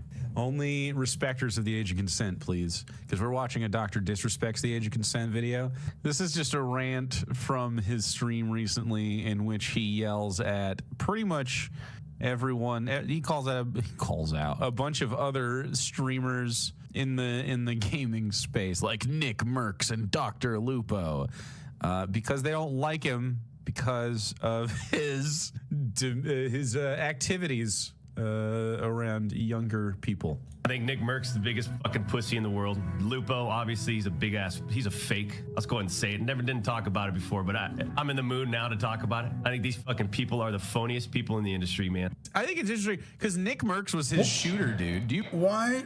What makes them? What do you mean phony? You think that their disgust at your behavior is phony? Why don't you own up to that shit, bro? We live in fucked up times, dude. I'm sorry, Doc. Used to love you, man. Used to love the Doc. Fucking the speed, violence, momentum. I was with it, and he is a pervert. Can't do that shit, bro. Cannot be done. You remember that? Like, we covered this a while ago.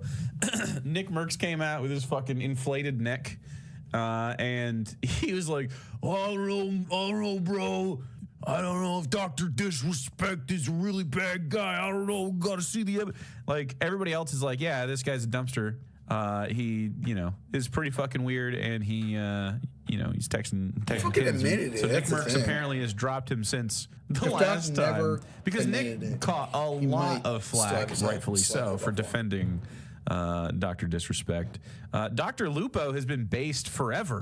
He's not, I don't know, I mean, he's a gamer. I don't know if he's like the fucking poster child for being Is he the out most with Zoolander politically too? savvy person. But Just Dr. sad, Lupo 'cause has, those two for the most part, like during the on the Black show. Lives Matter riots, or I mean, just anytime, he has had multiple occasions where he's had an opportunity to use his platform for good and has chosen so. Has been against Dr. Disrespect from the beginning. I feel like Dr. Lupo, who I don't watch a lot, but I've come across his content in the past. I feel like he's one of the more real streamers in this space specifically, because most of them are like, they're gamers and they entertain kids for a living. You know what I mean, champs? I won't talk about it anymore, but I just had to say that. I don't talk about it anymore. This clip's 5 minutes long. I did, and I know you guys know, but God, I had to say it. Biggest fucking phonies. I can call out all these people. I don't want to, though, man. You know what I mean, champs? These people have met, like those two people. You know what I mean, champs? It's kind of creepy that he calls them champs now, that he texts them sometimes, Yeah, champs. Hey, Tiger, come on over and get up on Pop's lap there. Oh, where's my hug? Kind of energy. No wonder this guy runs around in disguise. Runs around in disguise. He's like, hey, kids, you want to play video games? People met Mrs. Assassin and Baby Assassin, Little Assassin, right? They met him multiple times. Dang, met your family, bro? Did your family meet them back too? Sheesh, the same family that you the same Mrs. Assassin that you cheated on, cried about, and then you also tried to hook up with a minor, and then also cried about that, and then she's still with you because you're rich or whatever, probably. Like, that same Mrs. Assassin, dude? I don't get it. I mean, I'm not trying to be like, hey, I'm above anybody, but at all. I just do not I don't go to PG-13 movies because there are unsupervised teenagers, and I hate teenagers. They're annoying. They're stupid. They're loud. They think they know everything, which is fine. I don't. Why do these grown men want to hang out with? It's fucked. It is fucked. I'm not even buying it. This whole, I'm like, being younger is attractive. I don't buy it, dude. It's all dog shit. They're just not like you can't engage with people like that because they are not developed in the head yet, and you are taking advantage of them. That's the real problem with talking to young people, their age people, minors, even if they're, even if they're, I think talk to like a 17-year-old. They're not good here yet. They're not prepared to handle the situation you're trying to put them in, and you're taking advantage of that. That's the problem.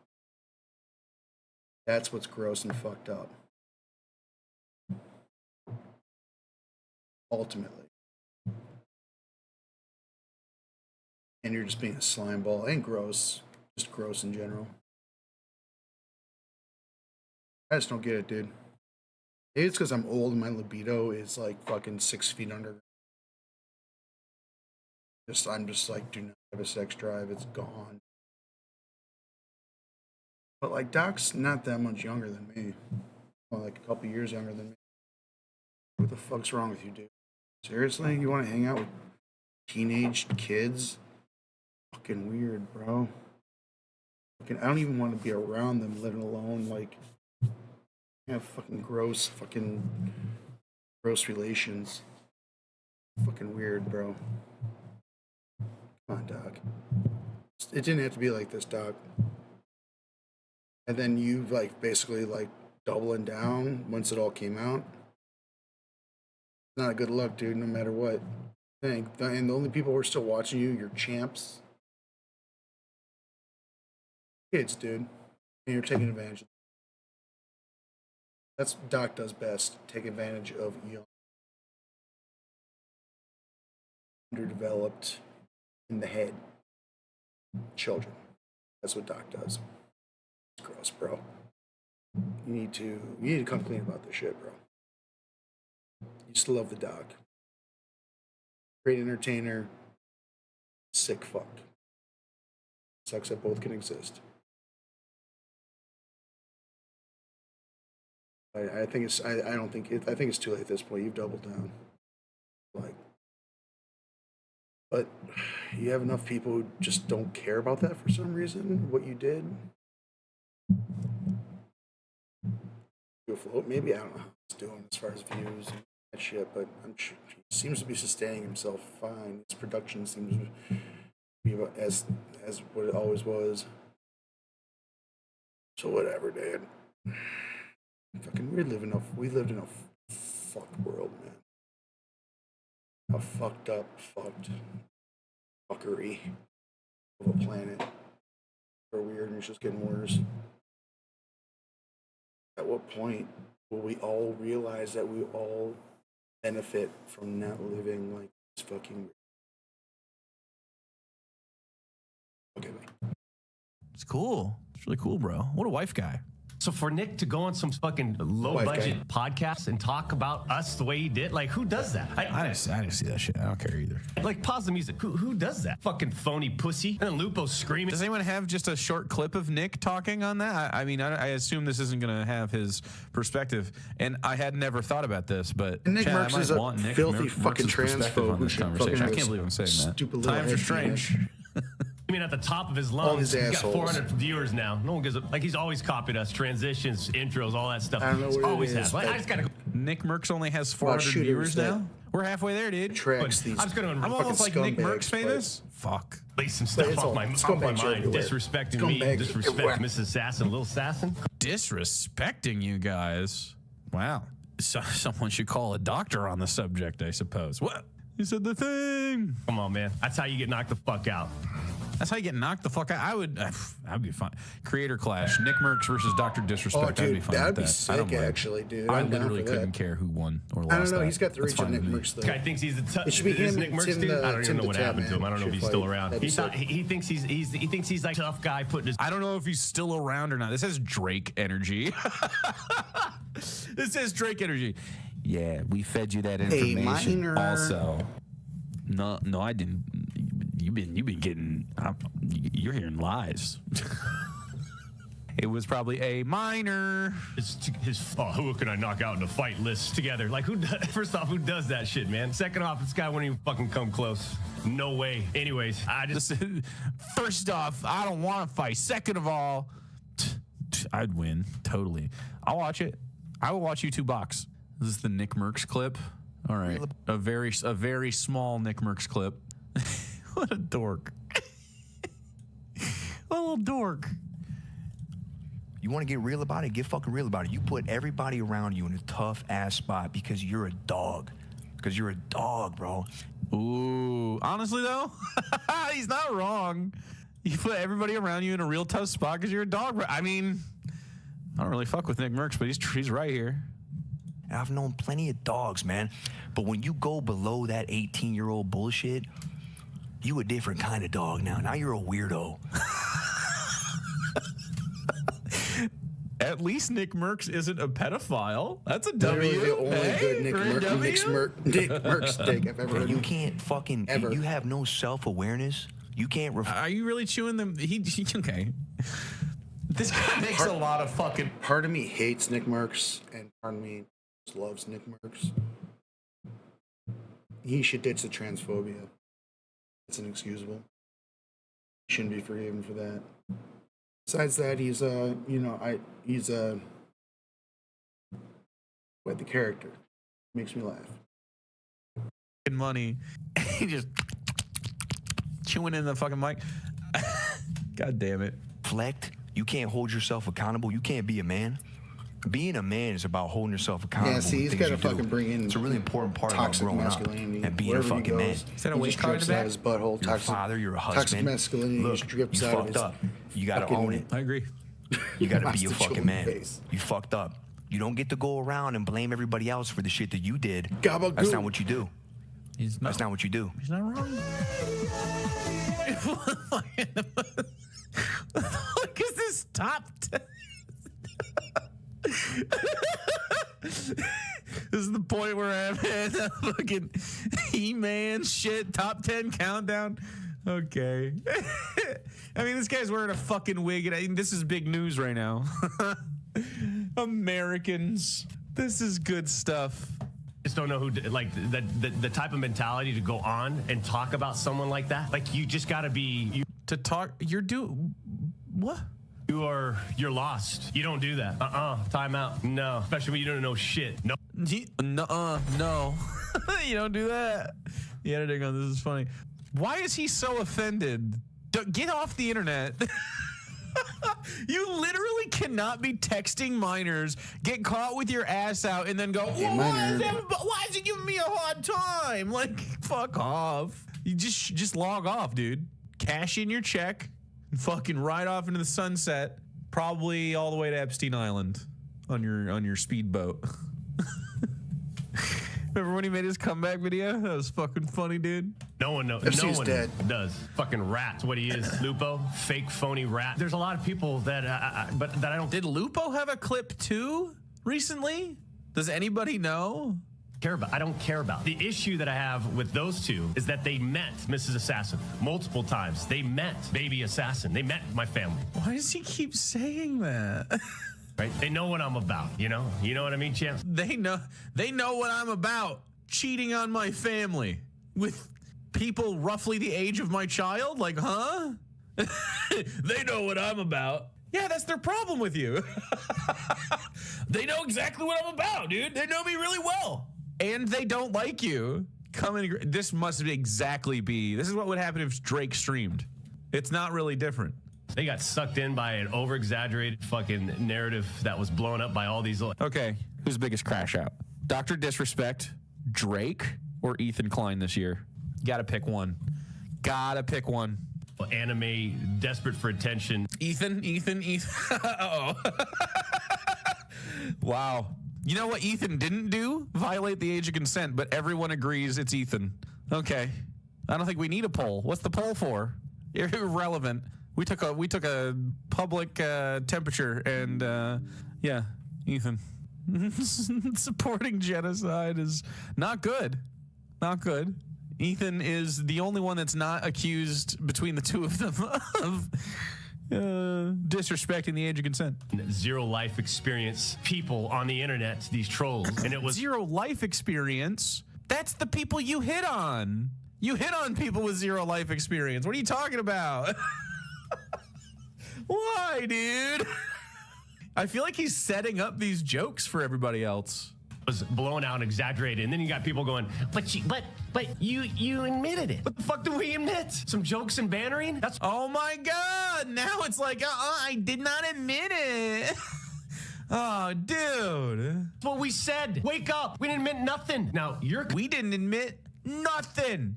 I was just joking sexually with minors and trying to meet up with them at cons. It was a joke. All right, dude. Just memeing. Convinced, and they're all convinced by the narrative that was put out by, guess who? Rolling Stones, Washington Post, right? Little fucking depressed, deep-eyed slasher. Fake all these news, right? You right-wing cunt. All those journalists. People, right? These people we can't relate to, and it's unfortunate. But the real truth, after that, it was revealed. Look at these fucking fake phonies, man. I mean, you're literally Nick's going on a podcast talking about us. A podcast talking about us? Is that our podcasts? He was on his own stream, wasn't he? I just saw that from a stream. I guess that might have been a clip from a podcast he was on, but in his own house. You know, What is this editing? I think this is someone who doesn't like Dr. Disrespect. Champs, I don't even fucking. Look, there's difference between having to, like, as a person in the industry, to speak up on it, and, like, for example, Tim and Z Laner, like, they're good people. They're good people. They responded in a way where it's like, you know, hey, from what we've heard, okay, again, give me a call, shoot me a DM, whatever. Let's talk about it.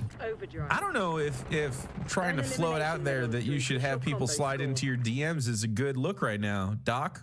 I don't think you should be encouraging people to DM you again. You know, that's why we're in this situation.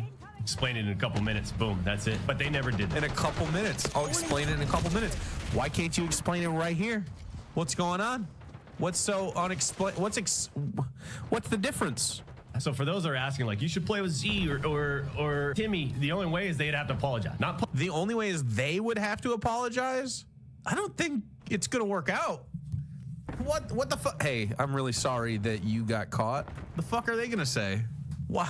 I don't even like Tim the Tap Man or what the fuck. I don't care about these people. I can't imagine that they're gonna be like, yeah, finally, he said it. So now I'm gonna go apologize. Like, about what? Publicly, I don't care about it. They just come up and say, hey, you know, made a mistake. Boom, let's get back into it. Then I'm good, right? That's how I deal with shit, right? Like, hey, as long as that's how I deal with shit. Hey. If you just say sorry for me doing bad shit, that's how I deal with it. Great. You learn from it, you apologize, boom, you move on. This whole exaggerated narrative that was built up, so pathetic. Bunch of fucking pussies, it's what it is. They're pussies? I don't think they're being pussies by saying, hey, I don't fucking like this super famous guy. I mean, we've got Bobby rallied. We got Vis. Do we have to network to stay relevant or popular or do whatever? No, champs. All these. To stay relevant or popular? Aw. He's worried about it. Fucking other people, they need each other. They need the streamer award shows. They need the network. They need Twitch. They need to do this. We need to do a hot tub stream together. A hot tub stream? Are you jealous you weren't invited to a hot tub stream? Guy. Don't, why is he so upset he wasn't invited to the hot tub party? Oh, God. He's really going through it, man. We need to fucking make sure we collab. It's like, holy shit, Dexerto, it's like a dick-sucking website for Kai Cenat. And when I'm not in the Lamborghini on the way to the arena or doing hot shot 360s to win games on the main stage in front of the brightest LED lights imaginable, I got common sense people coming up to the 2-time. Hey, 2-time, what's up, man? Congratulations on the Rumble. Congratulations on the YouTube monetization, right? It ain't. Congratulations on getting remonetized after your run-in with the age of consent. Yeah, dude, that's what people should be really talking about. Hey, dude, I know that your monetization was stripped because of your conduct, but it's been reinstated. Might as well. I mean, that means the conduct didn't even happen. 2-timing my wife. PDF pedophile. Okay, hold on. I think I found a clip I need. To monetization, right? It ain't PDF pedophile. Anime picture, he, him, she, her. Look at this guy. He's still around. He's still relevant. Have you ever seen a guy more fucking mad? He's calling himself a pedophile. He's losing his shit. He's having a fucking meltdown, dude. What? This is your brain on pedophilia. To test yourself, to know the glories of combat. Anime picture, he, him, she, her. He, him, she, her. Okay, dude. Yeah, they're the weird ones. Look at this guy. I'll fuck you up. Okay, are we? You misgender people. Now that you've seen more evidence, do you still go with Ethan Klein's crash ad is worse than this right here?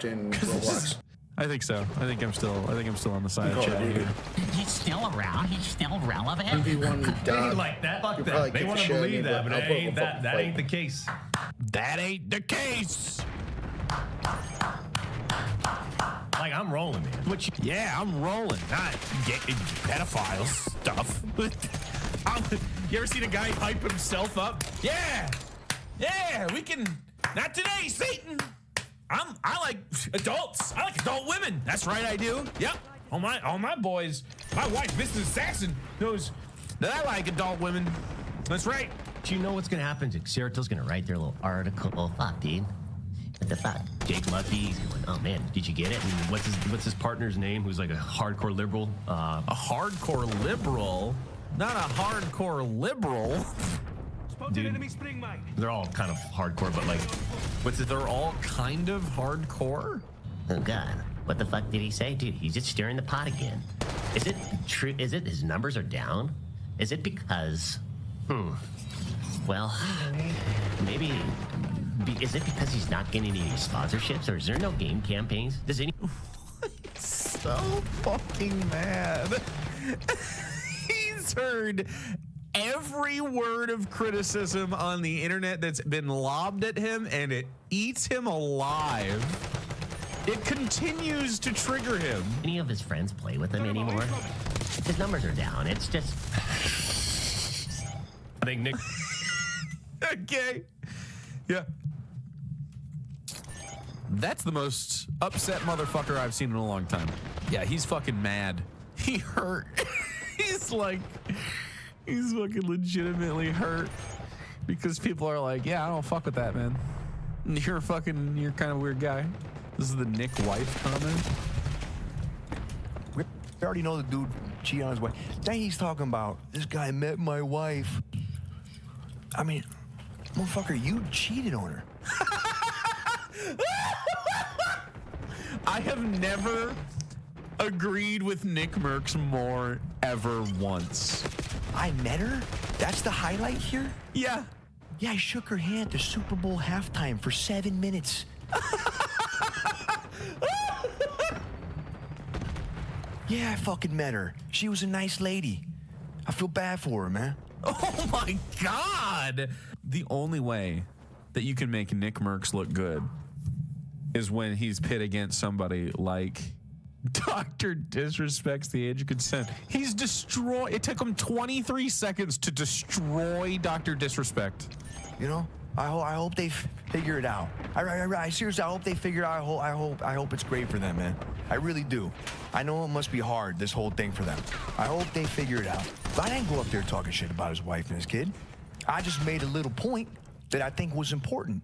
How you doing this with a wife and kid? That's all I said.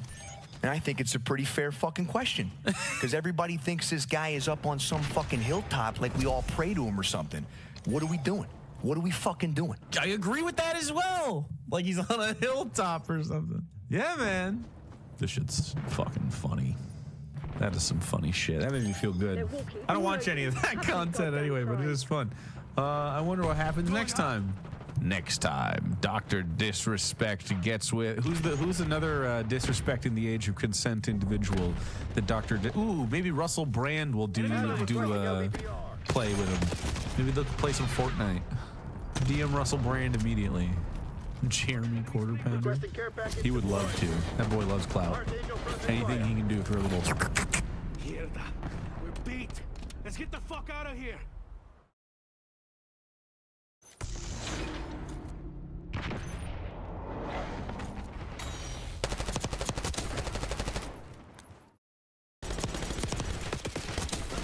Okay, practice is over.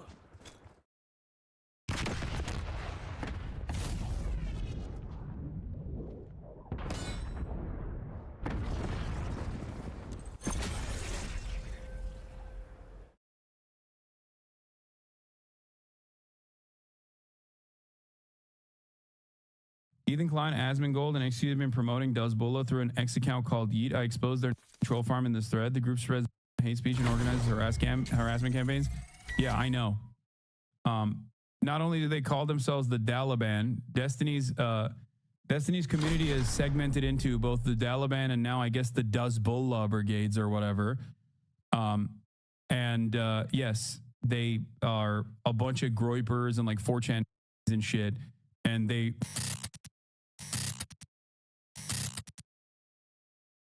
during the political that's been happening. Glad to see you unban and slightly convinced that the ban was for your politics and not what you actually said. No, I think the ban was valid. Like it's very obvious what the argument that I was making was not a call to action in terms of a sitting American senator, and instead was to talk about the hypocrisy. But I should have used a different term. Instead of saying kill, I should have said like nuke. Yeah, it's understandable that they would be strict about that. 100%. I definitely, as I said in my video, I definitely take ownership over that for sure. No, not even like in a video game. I just shouldn't have said kill. I should have said punish. That's it. But it's obvious that I'm not like, it's obvious for anyone that's paying attention to what I'm saying. Everybody understands I'm not talking about like literally Mike Johnson going out, hearing what I'm saying, and then going out and executing Rick Scott. It was valid until I saw multiple clips of other streamers saying things along the lines of "I hope you die." Yes, there are a lot of right-wing content creators out there, and a lot of people that recognize that even showing a little bit of allegiance to right-wing sentiment will get you some clout. And that is precisely the reason why a lot of people will go, oh, yeah, this guy sucks. I hate him. Convoy of aid. Yeah, meanwhile, I mean, it's actually been pretty good. I'll say it's worked. Asmongold is yet to be banned for saying Slicker should kill himself multiple times a few years ago. I mean, yeah, that's not going to happen. The statute of limitation is passed. Also, it's not happening because enough people are not going to make a big fuss about it. That's usually how it goes. You've upset the vets. Yeah, I saw this one's really funny. I got a 7-day ban for calling my friend's girlfriend the F slur during a stream where we raised $100K for veteran families. Why are you doing that? Not a single person's like, why did you do that? And that's a weird thing to do. By that argument, it's always political for you? What do you mean? Bro, move on. Let people heal from their old mistakes. They've got plenty of new ones to choose from.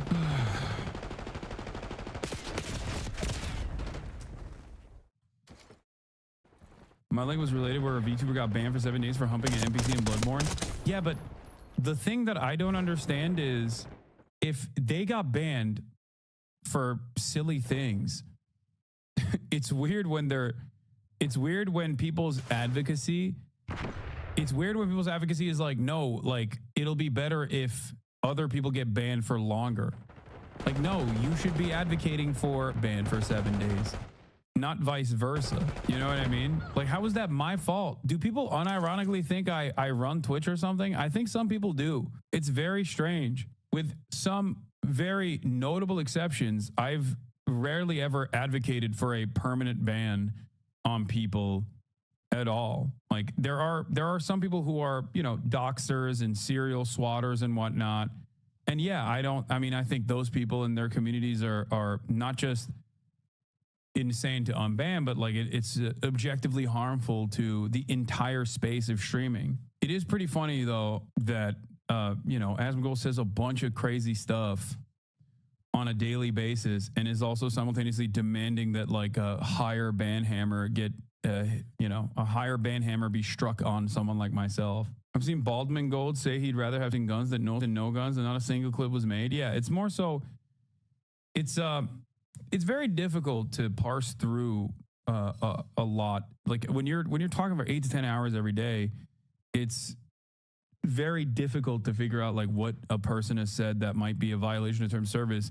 I luckily have a metric ton of haters, so they can immediately clip any moment, oftentimes clip moments directly out of context to also demand I get banned for shit that I'm not even advocating for. _US leftist streamer Hassan Piker appears banned from Twitch after saying, quote, if you cared about Medicare fraud, you would kill Rick Scott. Okay. Jeez. Just reporting the news. How do you get banned from that? I mean, it's a joke. It's just a joke. It's just a joke. First of all, it's also it's completely nonsensical because you'd have to go back in time to prevent Rick Scott from committing Medicare fraud. Right. Yeah. I mean, you could do a post talk or after the fact. But it wouldn't Example stop. setting. Oh, you do it as a punishment. I'm not so. Exactly. Neither am I, to be fair. If the joke is funny, it's not bannable, just my opinion. I agree. Thank you. I thought comedy was legal now. I go back in time and save Huey P. Long. World would be better, just saying. What is this? That he's too.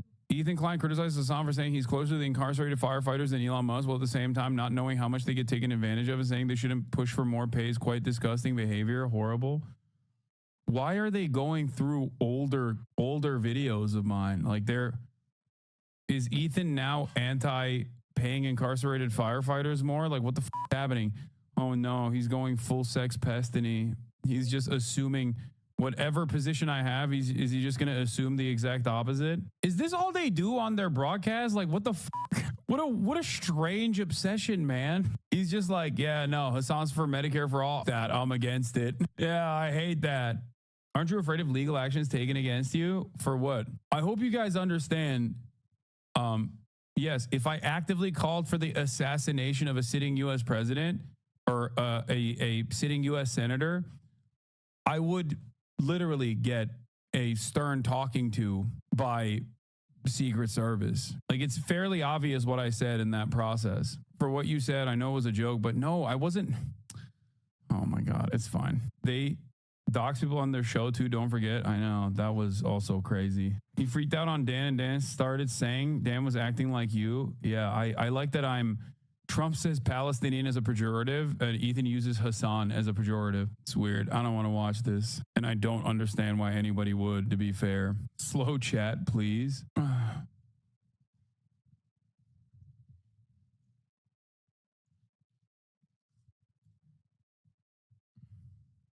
DCXC called out Dan Clancy after he saw your tweet about him. Wow, what did he say? Is he crying that I called him a snake? That's pretty funny. After spending years and years claiming that I was fucking him over and demanding that I get a longer ban. Anyway, XQ's fallen in the rookie hole. Yeah.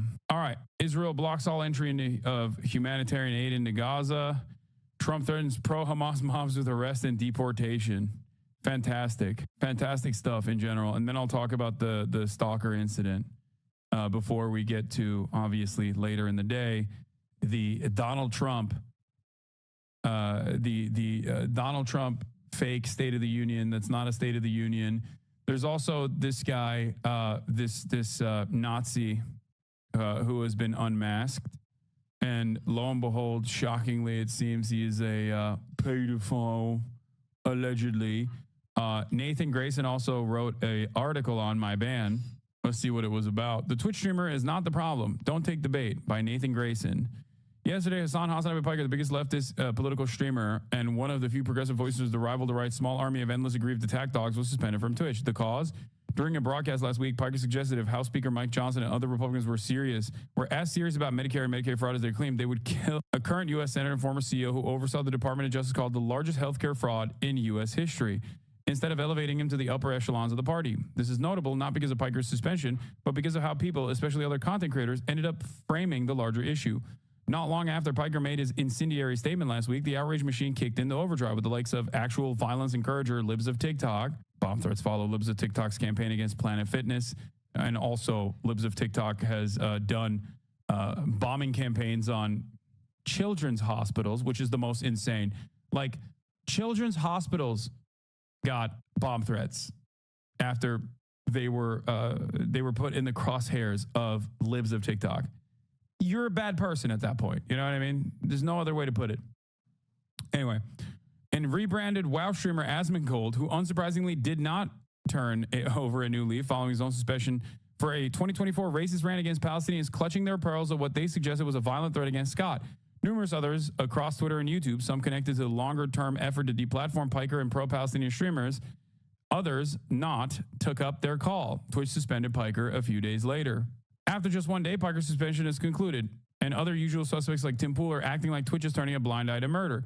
Never mind that Piker did not suggest viewers should harm Scott. He remarked that Johnson and other high-ranking Republicans would do it if they stood by their stated principles, an idea so far outside the realm of possibility as to be, on its face, absurd. My statement was hyperbolic, Piker said in a YouTube video addressing the suspension today, but the intention of it was not a call to violence directly against the sitting senator, but instead was to show the hypocrisy of the Republican Party in terms of how little they truly care about Medicare and Medicaid fraud, because that happens at the point of the provider and not necessarily at the point of the recipients. They want to cut Medicare and Medicaid for the recipients to the tune of $800 billion, and in order to justify that, they will do everything in their power to lie and claim that it's actually your grandparents that are stealing from Medicare and not people like Rick Scott. Piker, who back in 2019 found himself in hot water over a similarly decontextualized remark that America deserved 9/11, resolved to use more deliberate and more careful language in the future. Probably a smart move, though, as Piker observed in his video. Nobody's going to be perfect 100% of the time when they're live, day in and day out, going back and forth the contentious chat, all while creators espousing right-wing viewpoints, which often explicitly or implicitly advocate for violence against immigrants and trans people, are held to vastly different standards. What is this one? Oh, Nick has been spewing anti-trans rhetoric for months, but he's only now facing consequences. That's true. Also, more importantly, the streamer drama portion of the story barely matters. The problem Piker pointed to during the stream that got him suspended, a former CEO of a healthcare company that copped a record $1.7 billion in fines, going out to dodge material consequences, walk away with $10 million in severance and $300 million in stock options, and become a U.S. senator, is an issue so much more consequence than Piker's word choice that these things are not remotely comparable. It is the range that millions of people are getting their news from creators who act like a damn Twitch streamer using harsh language to state documented facts is where the story starts and ends, rather than in the halls of actual power. We're all being robbed. It's as clear as day. There was an alleged murder about it, and many people sided with the alleged murderer. Think about why political pundits and content creators might now be incentivized to muddy the waters, especially when healthcare is concerned. Think about how they might stand to benefit from your distraction, even as normal people's material circumstances degrade by the day. Think about how platforms make themselves complicit by algorithmically favoring outrage and drama dogpiles over discussion that threatens the status quo.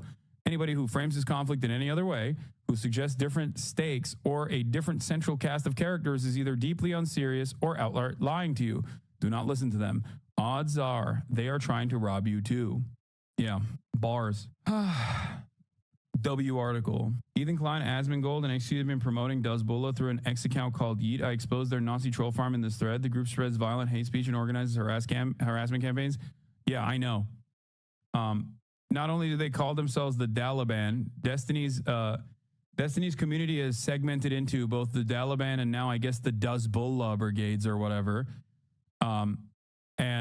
Yes, they are a bunch of groypers and like 4chan Nazis and shit. And they regularly, this account is like literally a stalker of mine, by the way. A stalker of mine and many other female content creators on Twitch. Kind of like that one fucking random stalker that went up to Cinna and Valkyrie and Emeru. Like that level of stalker went into the Destiny community, got a lot of prominence in Destiny's audience for constantly clipping shit, and now has rebranded himself as TMZ for streamers. And people don't even know that. Yeah, it's a stalker that is known in this community, by the way. A stalker who climbed the ranks of LSF and now has an LSF Twitter. Yeah, literally. Can you imagine? This dude, we have the OC 2000 or 20,000. We have banned probably thousands of accounts of his. Yeah, the Pokey Hassan stalker, yeah. And now he unironically has become an LSF poster. Isn't that crazy? We have banned thousands of sock accounts of his. This is the guy that Richie Torres follows too, by the way. Yeah, video of Asmon defending the stalker. Thread exposing Dazbullah Nazi troll farm targeting Arab and Muslim streamers. Why y'all gotta make this about race and shit? Like, get the Wait, what do you mean? It's N-words for Palestine is what they were posting. What do you mean? Why y'all gotta always make this about race? They made it about race. Is Asmongold criticizing this account or what's he criticizing? Here. Exactly. Nah, like making this shit about me. Always making this shit about me. It's nuts. What if Twitch is racist though? It's what they get. Major schizo energy. I think so too. When anyone asks why people hate Hassan, this should be used as reason. The people who hate Hassan, are you okay siding with these people? Jesus, oh my God. Oh, wow. The break is a little bit confused. Like, what is this? The admin, the Nazi? I don't think Asmongold understands that when he enters the realm of politics, like people that have been doing this to me will eventually do this to him as well. Like right now he thinks cucumber account. Right now he thinks that like, oh, because, you know, I'm anti-Hassan, then that's fine, right? Like they won't come after me. They will. They're after Destiny too. Half of them have literally turned around and are now ripping into Destiny. These guys are just in it for the fun. That's it. Like you will eventually also become their target. They'll always hate me the most. Let's be real. But this Yeet guy got a copy strike on his account from Pirate Software that put a mark on his account. I suggest all content creators do the same and get his account closed for harassment. I don't think it was Pirate Software that copy striked him. I think it was a false copy strike. I think your YouTube video really affected him. Yeah. Oh my God! Like what is this? Holy fuck! Like why? What are you doing? I'm not going to cry a fucking river when people who have genocide that's baked into their laws are getting genocided.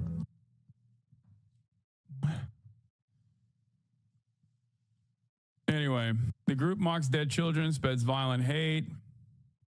Yeah, they just say like incredibly racist shit. Destiny and Dan Sullivan working with Asmongold and XQ to promote their racist troll farm after getting banned on Twitch. Klein, Destiny, Dan Saltman. Who else is there out there that is pushing the fuck Hassan narrative? There has to be more of us. Is there more of us? Well, it's happening organically because people realize that Hassan is a crazy person. Yeah.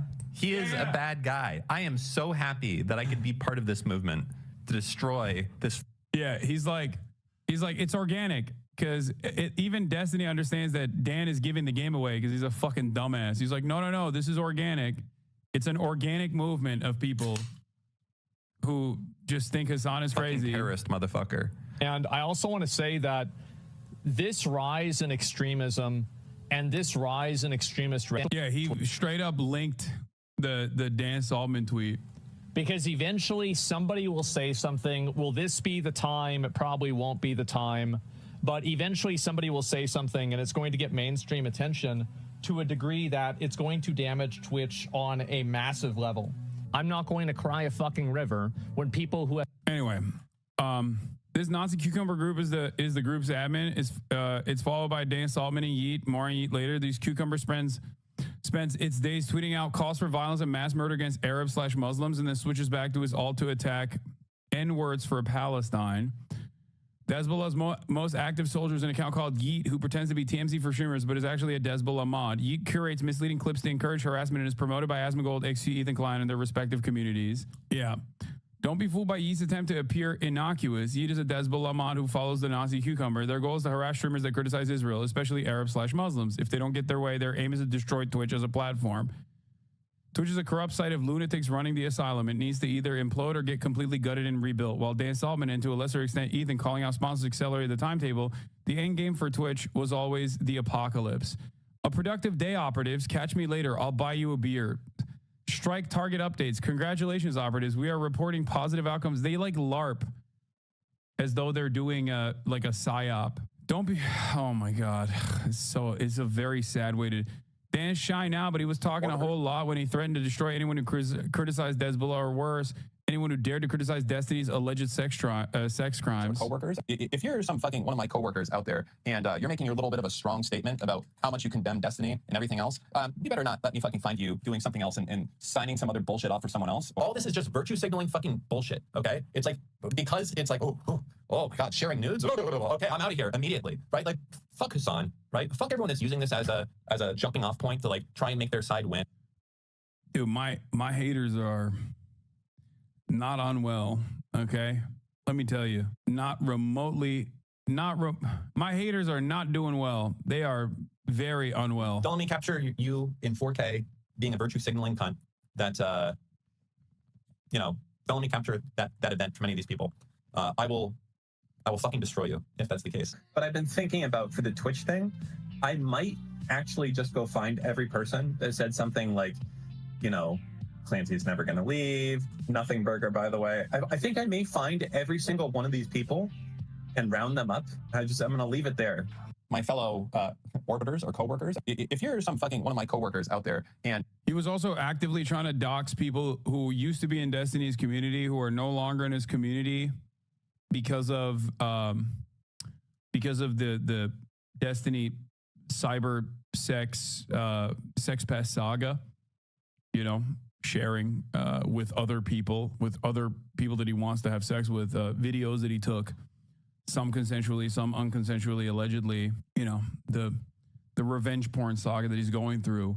People that were upset at Destiny, Dan has been actively trying to. XQ said this Yeet guy seems unbiased by his reporting, by the way. Yeah, because XQC also is a Destiny dick rider. What do you mean? That's it.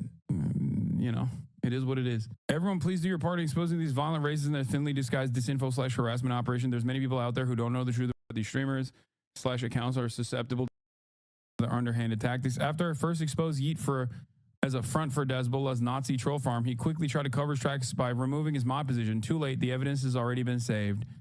The owner of that community made me a mod on their own accord. You're reaching so hard, lol. I found out I'm not a mod from your tweet. I'm a mod from your tweet and just removed myself again. I have no posting in there. Nice try on the canceling, though. Go back to 2015. Honor mentioned Nicholas DiUrio and Willie Maxshaw are Yeet followers who supported Hezbollah's disinfo and harassment campaigns. Both were Destiny orbiters who tried to distance themselves. The thing is,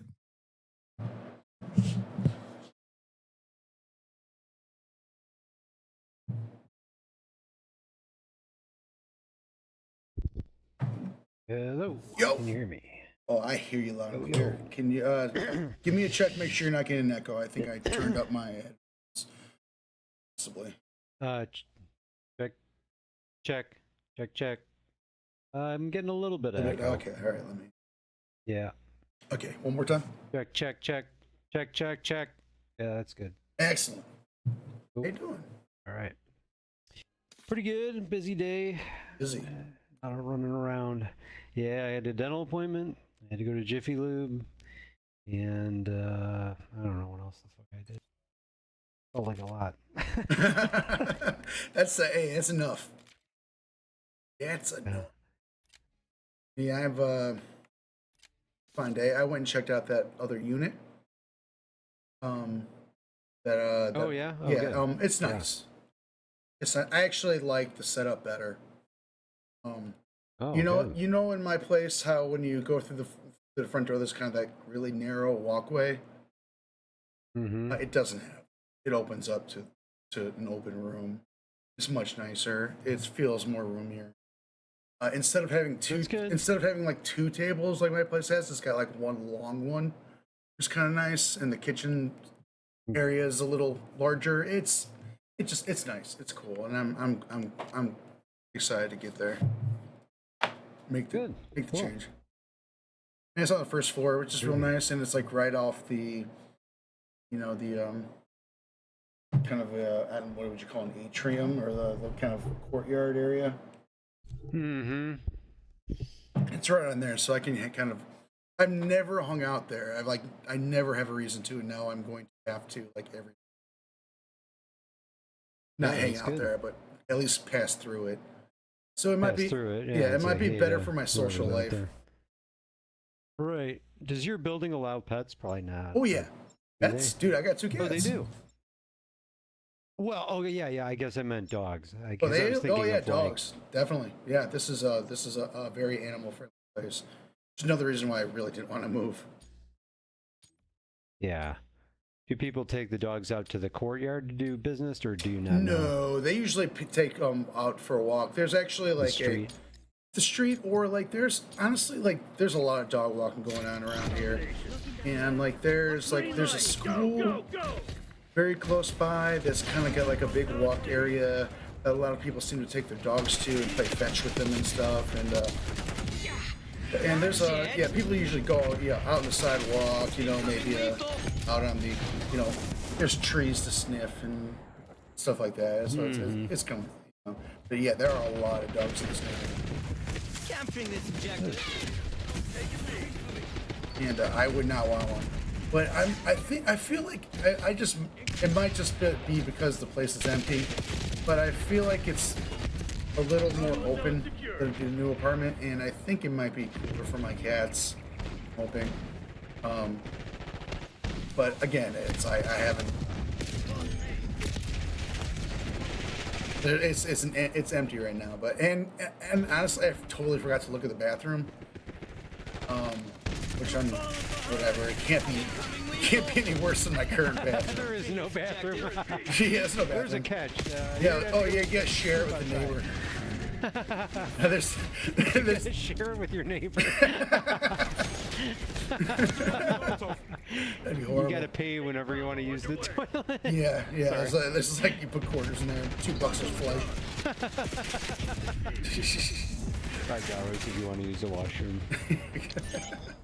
No, I'm pretty sure. Honestly, like it can't. It can't possibly be any smaller than my current bathroom. My bathroom is a closet. If it's like the same size or bigger, if it's bigger, I'd be very happy. Yeah. If there's like I mean, it doesn't bother me. I mean, it's totally fine. Tactical incoming. But I mean, I'm not too worried about it because my bathroom is nothing to write home about. Yeah. Capturing this objective. But yeah, I'll have in the spring, or like maybe even like around my birthday or something, I'll have a housewarming new apartment party. Yeah, pretty cool. Incoming lethal. A little party, go to the beach. I can't wait for the weather to get nice again, man. Go down to the dock, get a fucking vodka tonic, waves, dude. I love that shit, dude. I can't wait. I can't move from this fucking spot, man. Like when I think like moving, like yeah, if I live closer to work, that'd be kind of cool. But like, being this close to the lake is so fucking cool. Yeah, people always say that, you know, it's like you want to live near work but not too near work. Yeah, it's like, yeah, for sure. Oh, it's like nobody wants to live fucking right next to work. I mean, I do see the appeal of like being able to like leave for work like 20 minutes before you have to be there. That'd be kind of nice, to be totally honest. But no, it's like bad. You know, Mike Duran, I think, was really close to UIC. I was always like, yeah, there's convenient things about that, but also, God, I wouldn't want. I never did that the whole time I was at UIC. Never once went to a little village and looked around. I mean, it's fine. That's the thing. It's like if UIC was in a cooler area, maybe it'd be worth it. But I live in a much cooler neighborhood than UIC's in. Yeah. And I'm way closer to the lake, and I love it.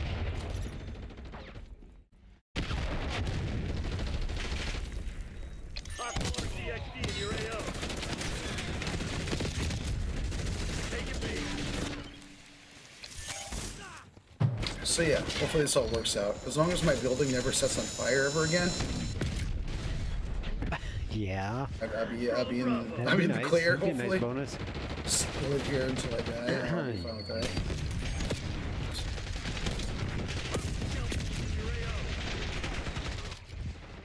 I've been doing a lot of streaming, gonna be honest. I've been streaming in the morning too. I've basically been streaming like pretty close, like 4 hours a day during the week. Actually, not in the weekend too. I'll do more than just stream in the week. So before and after work, man, I sometimes I'll get at the most like 4 hours in. And I haven't got any kind of chatters lately. That one Matt C guy will say something once in a while, but I'm at this point still fairly convinced it's AI.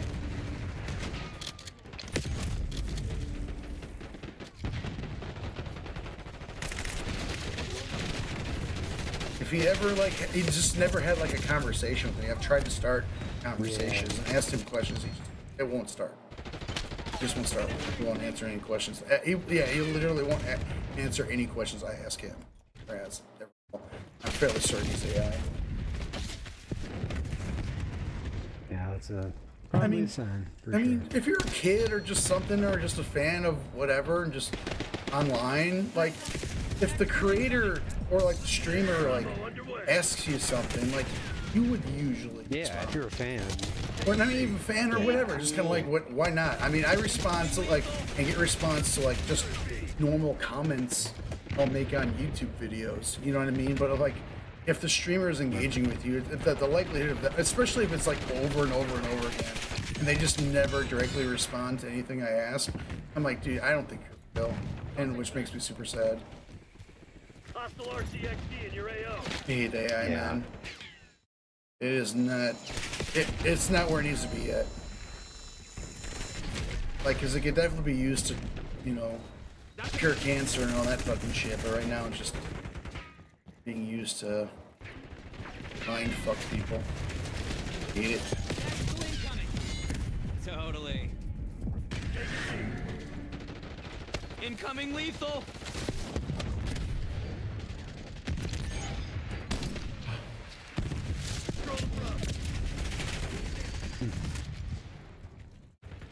I didn't think I was gonna drink tonight. Little did I know.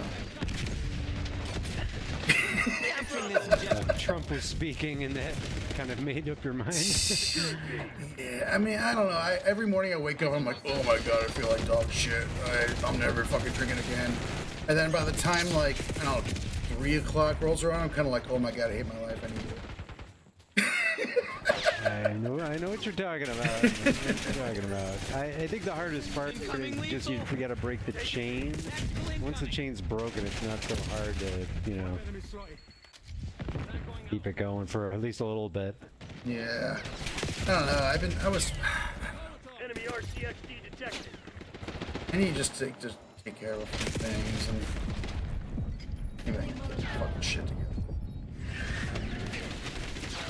Because at the current moment, shit is all over the place. Move might do me good. I need to do my taxes. We'll figure that shit out immediately. Because, like, yeah, this is... After this, I am only going to do, like, TurboTax. Like, I'm a W-2. That's it. Like, this is, like, the weird, like, I sold my house. Like, I don't know how much I'm going to owe. Or all that is. Like, so I'm, like, just... I need to get this over with. Yeah, I was gonna say your tax situation should be very simple, but yeah, I guess I forgot. Yeah, that's the house was still in that last tax year. Yeah, you know, and it's like I've like, wow, you know, relocating. You know, I've spent a little chunk of the money I got from the house. I mean, not a huge chunk, yeah, but I have no idea. Like, are they gonna fucking take half? I have no clue. I've never sold a house. So. Yeah, I mean, if they do, I'm kind of like, looks like. I don't know what. Luckily, I've been eating a lot of ramen, and I've switched to, instead of using the packet that comes with the ramen, it's like got like a trillion a trillion milligrams of sodium. I bought some low sodium soy sauce, some Chinese 5-spice, and it's actually it's really good actually. Like, you can just tell it's less salty, but like it's delicious. Yeah. Good idea. Hell yeah. So hopefully, like, I can get my because I got high blood pressure too, so I can't just eat nothing but salt all day long. God damn it, dude. Oh. You gonna watch the speech tonight or not? I may. I might watch. I don't know if you ever checked out that Hassan Piker guy, but I'm. Oh shit.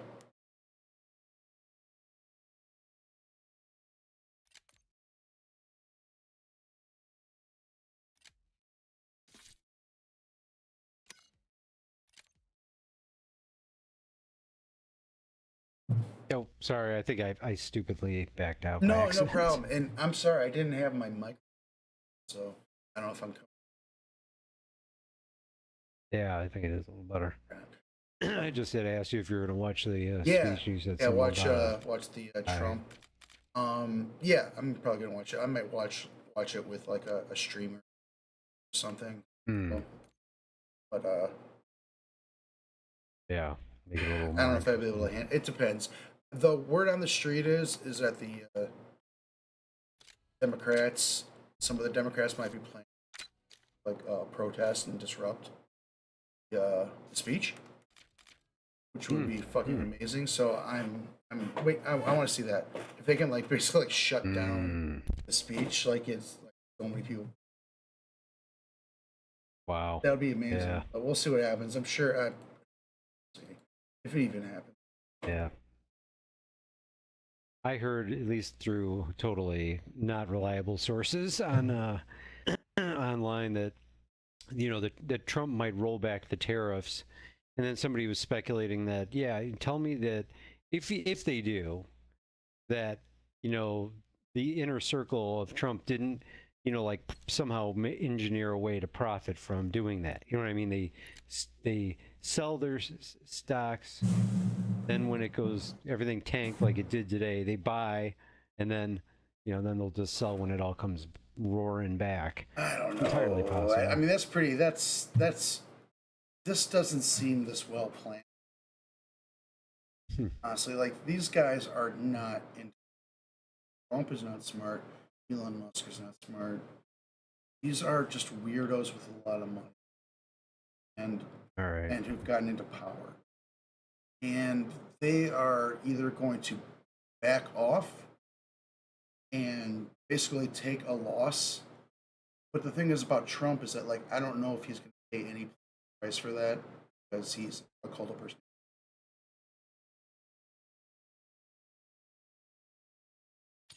Yeah, my sister is like the best example of that. Like, she thinks that like this cost cutting supposedly that Musk is doing in crap is going to result in like super prosperity for everyone, like in the form of checks and no, dude, it's gonna cause a fucking recession, no question about it. It's like a cycle. Where's this money coming from? Like, they're not saving.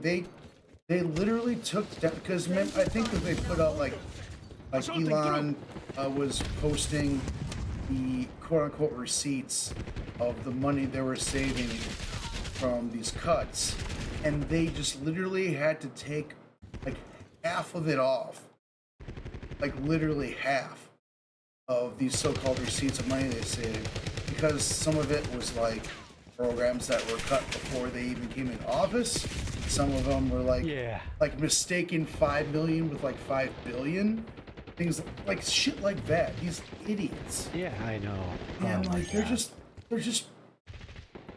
they're all banking on people just being too dumb to but like, bread and butter is a real thing, and people will react to that. And I feel like at best, to be honest, because I don't have any real faith right now, and this is really just the beginning of the president. At best, Trump will roll everything back, throw anyone he needs to under the bus to take the blame for this shit, even if it's Elon.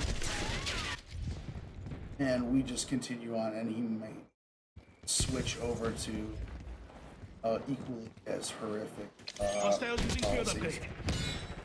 Start targeting like marginalized groups. Once the economic aspect of this whole thing fails miserably, because they cultivated a base that believes the bullshit, but then like once the tire hits the road, they're kind of like, oh, this is not going down the way I thought. We're all losing our jobs. All these services are getting cut. The prices are going down. Trump was just like, oh yeah, they'll go down. How are they going to go down? The tariffs will bring them down, and the tariffs are literally bringing prices up. It's just like, move it, my sights. There's got to be a point where reality just like, just Trump, like, excuse, I hate using the term, but reality trumps, ideology. Right. Or like, once you get to the gas pump and you see it's $5 a gallon, there's going to be like a reality that you cannot deny.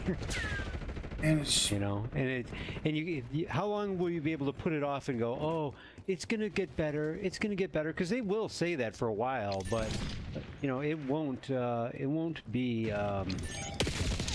get better, first of all, and but it's just a waiting game, you know what I mean?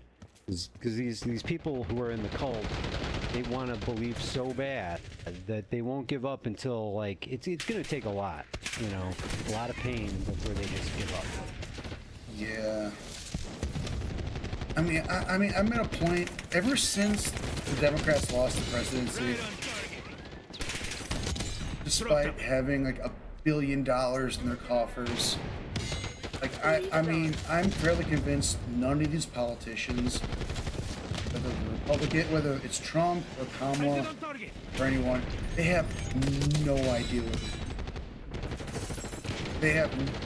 You and I would have had a better shot of, like, if you were running for president and I was your VP, and we had $1 billion, we would have had a better. We probably would have won.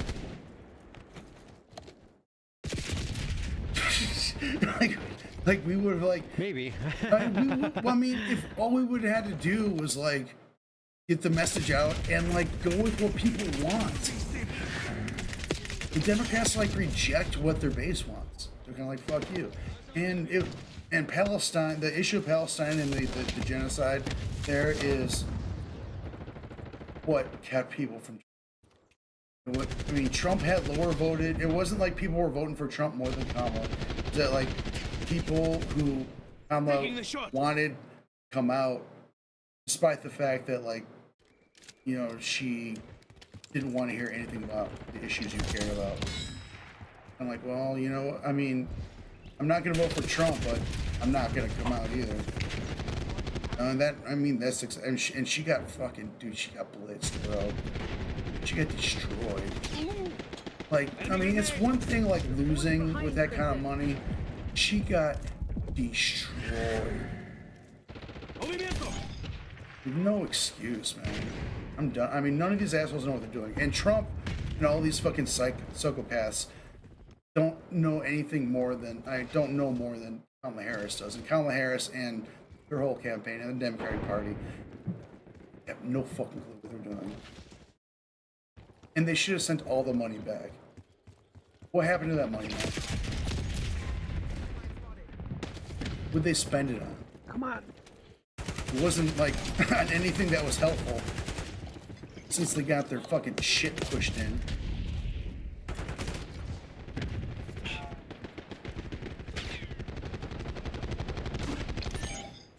Oh, yeah. I'm sorry, dude. It just got me worked out, man. Things are crazy right now. No, yeah. Don't mean to get all harsh in your ear. This is, I mean, I don't have anyone to talk about this shit with, especially at work and whatnot, so sorry I go off. No, it's fine. I mean, obviously we're in agreement. I mean, if you've got, I mean, shit, I love bouncing ideas, so if you think anything I'm saying is wrong, I am more than willing to hear it.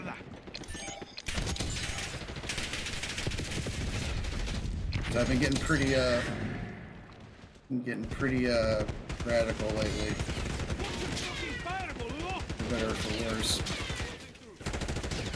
But I don't really see, I feel like I'm, it just makes me so mad whenever I get like, what people would call like libbed up. You know, I think the most libbed up I've gotten before this last election was for like Kerry in like 2004. And because like I supported Kerry, I was doing all sorts of shit for the Democratic Party. And like he just got fucking shit on. And like, but the thing is like when he lost, like I was like devastated. Like I was like crying and shit. And like he gave his like, you know, concession speech and whatnot, and he's all smiles and shit. Like, why are these people smiling, man? Why are we? There's no reason to be happy. These, like, we're against really bad shit. Like, and then like this shit just happens again. It just happened again under Kamala, and she gets her ass fucking destroyed. And then we're all smiles about it. It's kind of like, I'm done with y'all. There's nothing to smile about. Nothing. I don't know what you're smiling about. You look psychotic. I mean, shit's fucked. Like, can we get serious? Can we stop playing? Like, this is some kind of show, some kind of like, it's fucking circus, man. Fucking dog. Eyes on shooter. Chill. You know, what do you? Can you bring up another topic to talk about?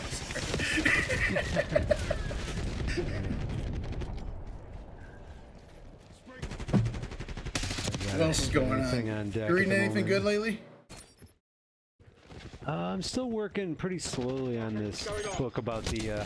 It's gonna bring us back to politics. Oh no! No! About the. Yeah, right. About the. What do you call it? The sovereign citizen lady. Oh no shit! No shit. How is it? It's set in California. It's good. He's hooked up with this other maniac though, who's like got mental problems, and basically it's just these. It's kind of like a tale of a couple that's just basically making one bad decision after another, and their lives are suffering because of it. Wait, is this nonfiction or is this like a dramatization? Yeah, no, it's fiction. It's fiction. It's Okay, fiction, right. but I think he does a lot of research. Before he Yeah, writes probably. it, so he kind of there's a he lot might of take a real story and weave some fiction around a sort of a reality. That's a lot of material to work with. Like one thing he talks a lot about is one of the characters calls himself Coulter after a guy named John Coulter, who I guess was a he was like a mountain man who like knew the forests and the Indians. Hey, look at you. Let's go! Oh, murder machine.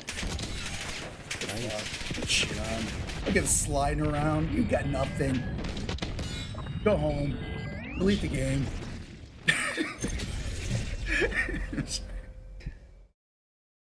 John but yeah, Coulter, I guess, was a guy that Lewis and Clark enlisted to help them on their expeditions. At least one of them.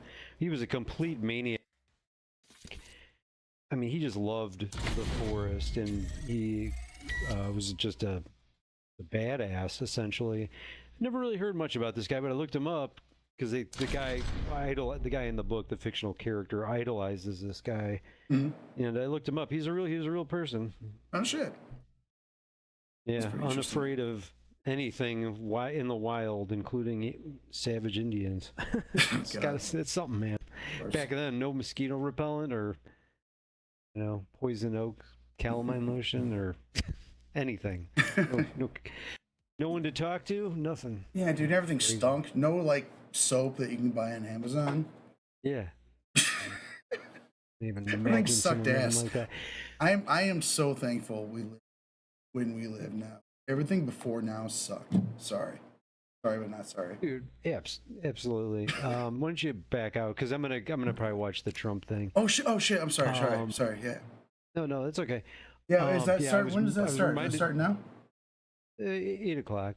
Okay. So sorry. Yeah. So it's going on now. No, it's excellent. fine. But yeah, the sitting in the dentist chair, I was thinking, I wouldn't really want to be doing. I had minor pain when they were doing some of the shit today, but I was like, Jesus Christ, this is nothing like what in the past it would have been. Oh God. How about it? Like getting any kind of medical / dental work before 19. I'll even say like 1970. It's probably fucking awful. Yeah, pretty much. Yeah, even the early days. I remember like going to this one doctor in the early 70s, and So I'm surprised I don't have a dental phobia, but oh God. Yeah, you hear that drill, and oh man, you hear people screaming.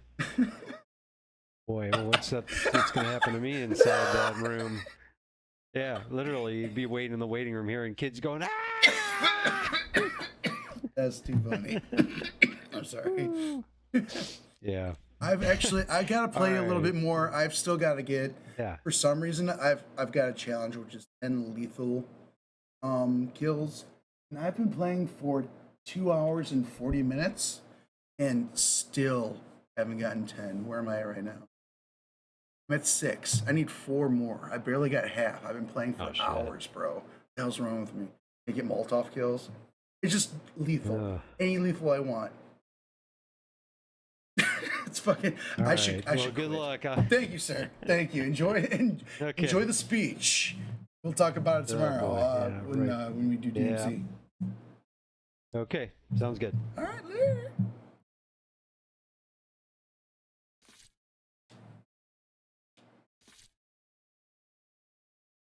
Okay.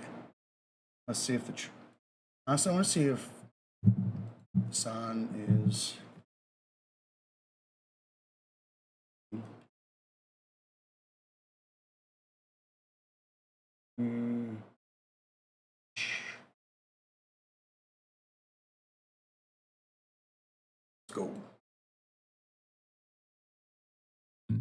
If you think he's not going to ramble on, you have not been paying attention.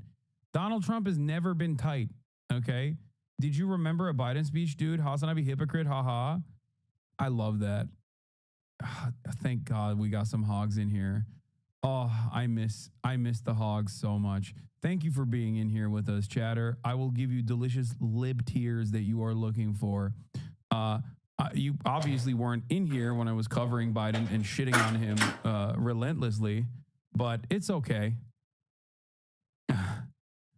It makes me happy that the liberals are in here to be like, you just hate Trump. You loved it when Biden gave State of the Union. Those close to the president Steve feel he has Gokoff executed in the building. on that. My and in goat. fact, a senior administration official tells me that's what we can expect to hear in the first part of the president's speech tonight, him laying out his accomplishments. I also spoke with one Democratic member who said to me just today, listen, Democrats have gotten off to a lackluster start as far as responding in a cohesive way strategically to the first 6 weeks of the Trump administration here, but they do feel like there is some hope that they are finding their footing by focusing very sharply on issues like the economy. Oh, don't worry. I'm going to pull up Asmongold's chat, too, to see what they're saying as well. Many of these cabinet picks were controversial. Trust me. With the exception of Matt Gaetz, who was briefly that makes nominated it more to be fun. Attorney General. It's like live reacting alongside Asmongold. Often along party lines. As I turn to Peter Alexander, I mean, this is the president's choice to lead some of these changes.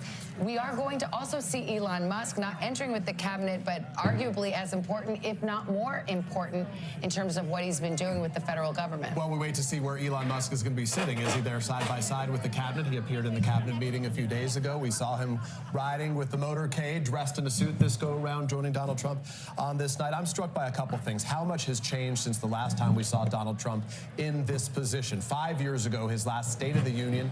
We've had COVID since then and so many other changes. Think about the room, just the optics of this. When he first gave a joint address, there was a different vice president over his shoulder. Then Mike Pence, this go around J.D. Vance. A different Speaker of the House, Paul Ryan. This time around, of course, it's going to be Mike Johnson. Well, we heard from him Make a tweet. 8 years I already ago. did. He talked about putting an end to the trivial fights in America. There is Elon Musk. Holy We see fuck, him, I was muted. in the chamber right now. He talked about the trivial fights. He said, let's put an end to them.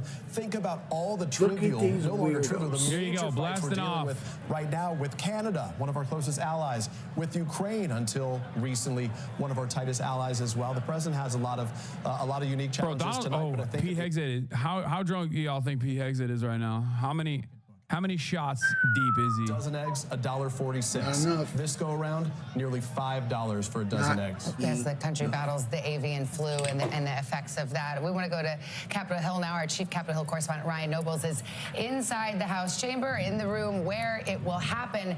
And he has a Republican Senate, a Republican House, but these are very narrow majorities.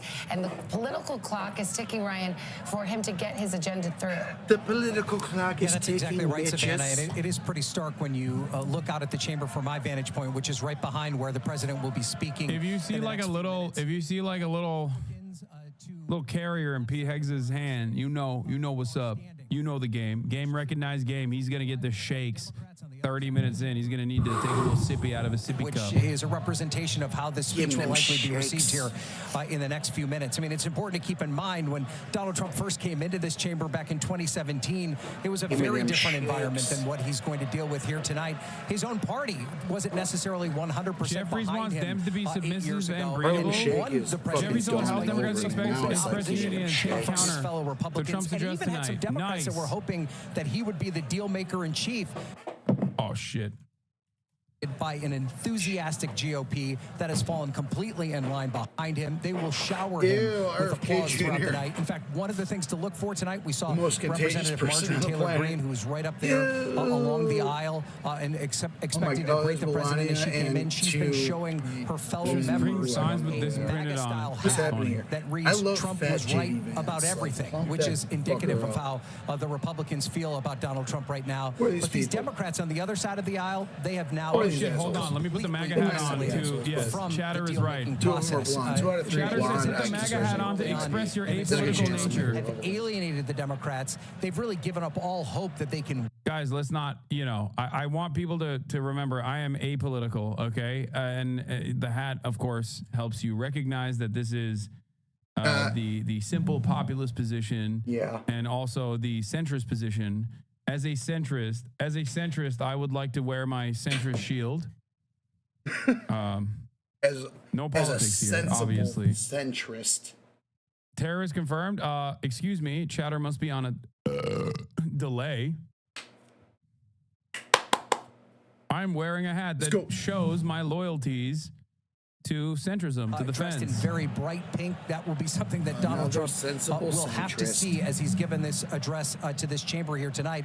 And then we've also spotted a number of Democratic men sporting ties with yellow and blue in support of Ukraine and, of course, the ongoing controversy as it relates to Ukraine. Now, some of these members, they've been waiting here since as early as 3 o'clock this afternoon to get those spots along the aisle, those coveted spots where they will get FaceTime with the president, be able to shake his hand on national television, and also have the opportunity to get an autograph of the speech after he leaves, everything along those lines. You can see them showing their phones and talking to each other already about this experience that they have and the prime position that they've gotten here tonight. Now, it's also interesting to point out, as we wonder, will Democrats have any sort of vocal disapproval of this speech? Will they heckle or catcall? Will any of them walk out of the chamber tonight? We've been told by Democratic leadership that they've asked their members not to forcefully do any sort of demonstration like that, but they've already been warned by members of the House Freedom Caucus that any Democrat that attempts to disrupt the proceedings here tonight could potentially face a censure resolution. Now, that's right, we'll censure you. There are members of the House Freedom Caucus, both past and Are you present. going to pull up Asmin's chat as well? I already did, but Trump hasn't started speaking yet, so it doesn't matter. Called President Joe Biden during his speeches. So those are just some of the things that we'll be watching here in the chamber tonight, guys. All right, Ryan, thanks. As we mentioned, tonight's address comes as President Trump slapped tariffs on some of our country's largest trading partners, including Canada, Mexico, and China. It's raising fears of an all-out trade war. For more, let's bring in our senior business correspondent, Christine Romans. Christine. Hi there, good evening. And yes, you've got companies across the economy scrambling to figure out how to absorb these higher prices. 25% tariffs on Canada and Mexico, another 10% on China. And in fact, many companies are saying there will be higher prices ahead for American consumers, which is interesting because President Trump has acknowledged that in part he was elected because Americans were tired of higher grocery prices. We heard today from the CEO of Target, the big discount retailer, that in fact, fruits and vegetables from Mexico this winter and spring, because of those tariffs, they will cost more. And in a matter of days, consumers will start to pay higher prices. Now, we expect to hear the president talk about egg prices and blame President Biden and the prior administration. He's gonna blame. About his trade Wait, war. don't ban everyone that says fuck you, dude. Come on. Come on, mods. We gotta have some fun with these losers, please. Sort of reorienting the global economy. We'll have to wait and see. If you ban all the losers, then we can't have fun. No hog time. That there was a softening potential. Where did he go? I missed it. What was his name? Position from the U.S. government saying that potentially the president. He probably has some really sick thoughts. And Mexico in the middle. No clarity yet, though, on whether you're taking away my pets. I want to play with my food. Back. Even as industry, you guys, is sort of bracing for disruptions in the supply chain. What was the name of the? What was the ad? Higher prices all along the supply chain. What did he say? Sometimes the uncertainty itself can create tremors. Fuck off! You should stay banned. Calling for children to be killed and parading that shit on your channel. You are what's wrong with the world. Terrorists calling for sitting politicians to be murdered. You are fucking scum. What godless POS gets off on kids being killed when they are Jewish? Just fucking hallucinating, dude. This guy is off the sauce. I'm unbanning him. Parts of Congress are there, the House and the Senate, so we will hear his speech in just a few minutes. But talking Did you hear me say that, or did you see a clip of someone claiming I said that? Is the question. Short-term pain. Many economists. I'm unbanning that guy. I'm bringing him back. Incredible pressure on prices and on the economy at large if they were to stay in effect for a sustained period. Absolutely. Economists of all stripes have come to that conclusion. President Trump himself rejects I don't know if you see this. Listen up, dork. I'm apolitical. Do you understand? I'm the most apolitical man that has ever existed in this entire land. Do you understand me? Look at how apolitical I am right now. You're over here. It's just you and me, baby. Look deeply into my eyes. Stare into my gaze. Recognize the hat. This means I am a centrist. This means I am the most apolitical content creator that has ever actually entertained the airwaves. Do you understand? Look at the hat. I'll let the hat do the talking.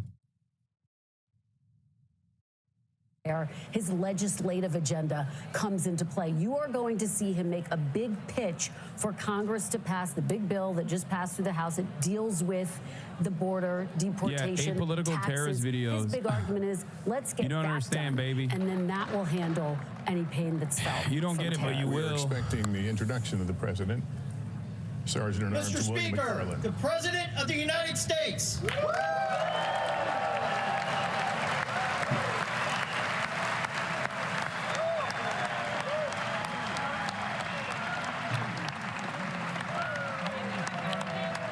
And we should note as you watch this, you would be forgiven if you thought you were about to watch the State of the Union address. Technically, this is a speech before a joint session of Congress. The difference being, in this case, it's a new president who will be looking forward, presumably, about his agenda versus a president who's going to review some of his accomplishments. And now we see the long walk in. The First Lady, of course, has several guests with her and has become a tradition. There will be guests who may be mentioned during the speech, and members from both sides bring guests as well to make political points. But it's just remarkable to think about this political comeback. President Trump now, this first address to a joint session after losing in 2020. Oh, God. Something that's only happened in America. Oh my God. God, Democrats, man. I mean, look, Republicans are obviously insane and really lame, but goddamn, dude. I guess we can add that to the bipartisan consensus, okay? What do we have? We got pedophilic elite, okay? Bipartisanship definitely is right there, all right? When you talk about pedophilic elite and defending pedophilic elite, you got both sides that do a good deal of that, right? American foreign policy, of course, is bipartisan. Support for Israel, which is, American foreign policy, obviously, also bipartisan. And also now, I would say, aside from insider trading, that's a really good one. Insider trading is bipartisan. And last but not least, being unimaginably corny in different directions. Weeks in, because remember, for some of these voters, this is still a kind of second honeymoon period for the president. He's only been in office 43 days. I heard that again and again. Give him a chance when it comes to prices, which matters so much to these voters, to all voters. Give him a chance to try to bring those prices down. I will tell you what I did here, and it was fascinating. One late 30s mom who backed President Trump in November, she said, you know what I don't like, though? She said, I wish we could vote Elon Musk out of office. She was concerned about what she saw as somebody who she viewed as out of touch, having so much influence at the White House. Now, again, Elon Musk was there on the campaign trail. It is not a surprise. Did someone stash the sign? Trump. We have seen that over the course of the last nearly a year as he is in the room now in this chamber. That's my president. The face of those Doge cups as President Trump here is walking in and shaking hands. But the optics here are different, and they are fascinating because of that political comeback. Because of the fact that, remember, Republicans control the House, the Senate, and the White House as well. And this is something that some members of Congress have been hearing about from constituents as they went back to their districts after this first period in Congress, and they're hearing about it, Peter. Wait, also not be like Donald Trump? No, I'm a centrist. How this is unfolding. I need you to understand. There is no better sign that someone is a centrist than wearing this hat, okay? I will respond to every single chatter that says I'm a fan of Donald Trump. I'm just simply a centrist. With a comrade. You might see me agreeing with virtually all of Donald Trump's policies and say he's based and he's pure content, but I'm actually an independent centrist. Okay? Hostiles have the hard point.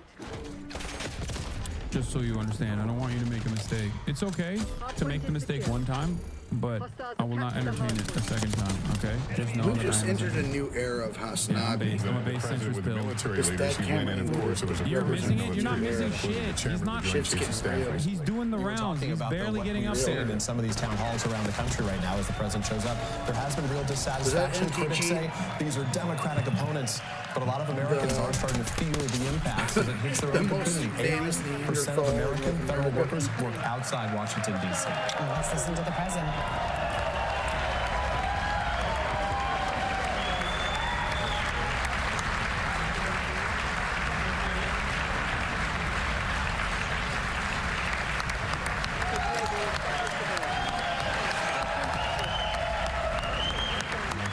Luncheon today, so we can't talk about the substance of the conversation, but we can talk about, I think he seemed relaxed. He seemed very confident Yeah, I think there's a pep in his step.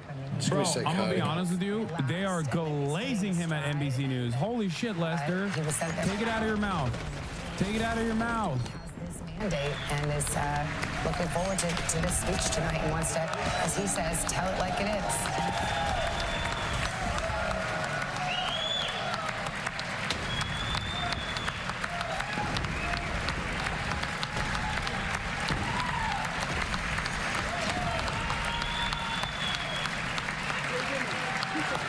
Thank you.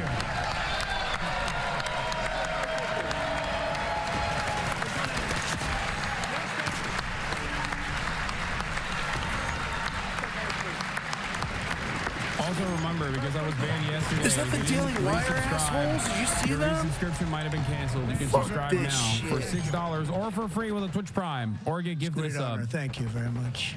Speaker Subscribe Johnson, now. Vice President Vance, Was that Ben Shapiro? the First Lady of the United States.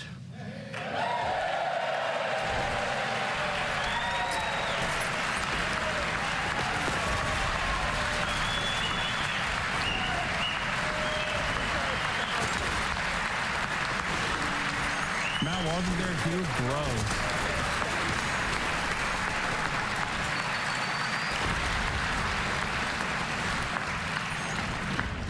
Members of the United States Congress, thank you very much.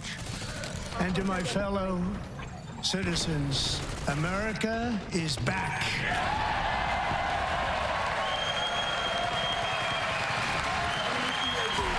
Yeah. Oh, definitely. Certainly. Certainly back, baby. So much coke.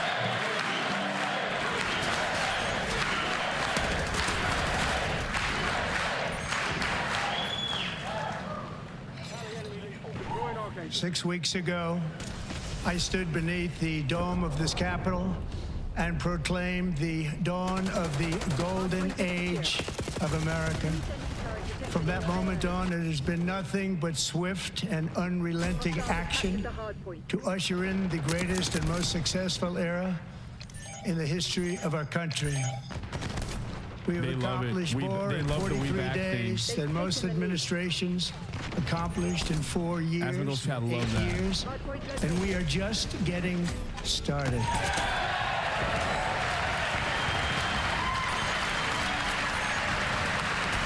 I'm dropping all planes going forward. No plane shall fly. It's an affront to God. It's disrespectful.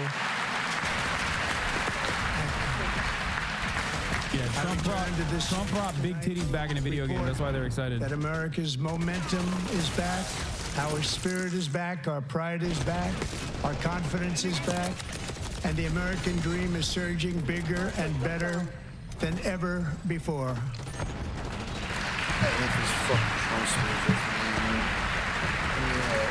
The American dream is unstoppable, and our country is on the verge of a comeback, the likes of which the world has never witnessed and perhaps will never witness again. Never been anything like that. That didn't get a cheer because I was reading. Oh, no, there we go. Weird. Still weird. The presidential election of November 5th was a mandate like has not been seen in many decades.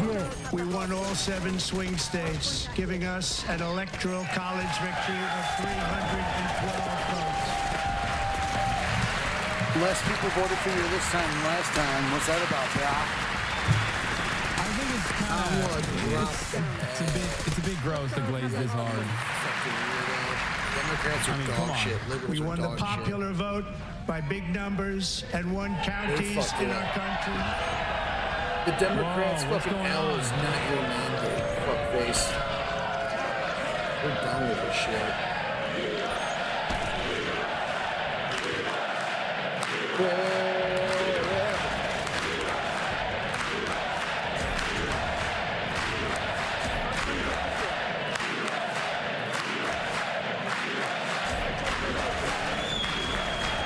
And won counties in our country, 2,700 to 525. This is what I'm talking about, though. Let's keep this shit almost up. completely red for Republican. Keep it up.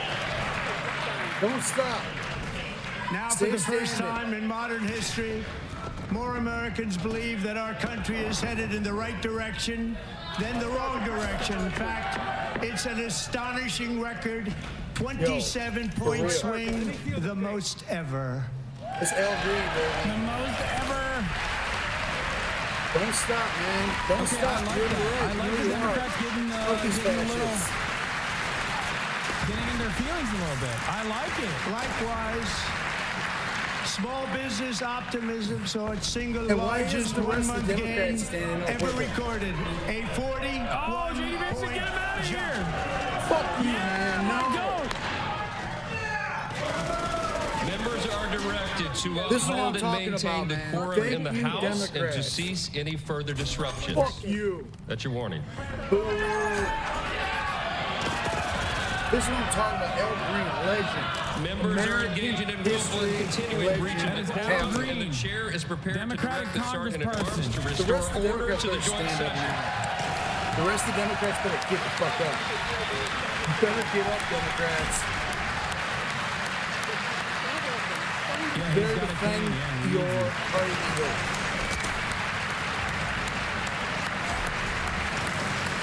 From Houston.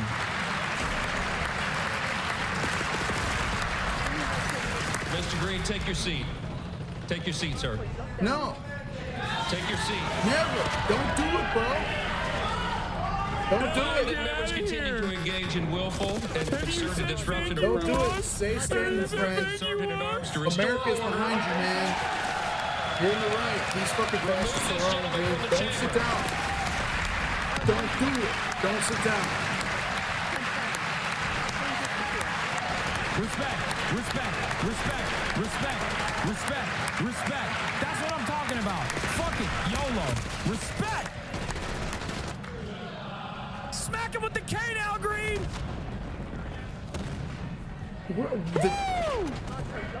The rest of the Democrats, the fact that the rest of the Democrats are standing up with them is humiliating. Bro, I thought you were a centrist. Yeah, but I like the drama. The House. Mr. President, you continue. Thank you. Over the past 6 weeks, I have signed Maybe they'll nearly do one- 100 do one at a executive time. orders and taken more than 400 they'll executive disrupt actions, the a entire time. record to restore common sense, safety, optimism, and wealth all across our wonderful land. The people elected me to do the job, and I'm doing it. Fascist bitches. Look at this hooting and hollering for the skunk. Fuck you, fucking big orange fucking fascist freak. You don't know what the fuck you're talking about. Fucking weirdos. You're a pile of fucking glue.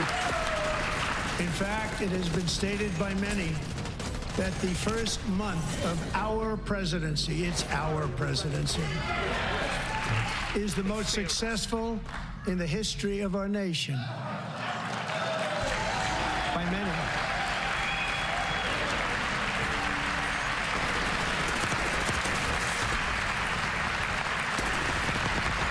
And what makes it even more impressive is that, do you know who number 2 is?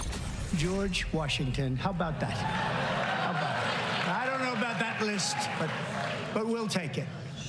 Within hours of taking the oath of office, I declared a national emergency on our southern border, and I deployed the U.S. military and Border Patrol to repel the invasion of our country.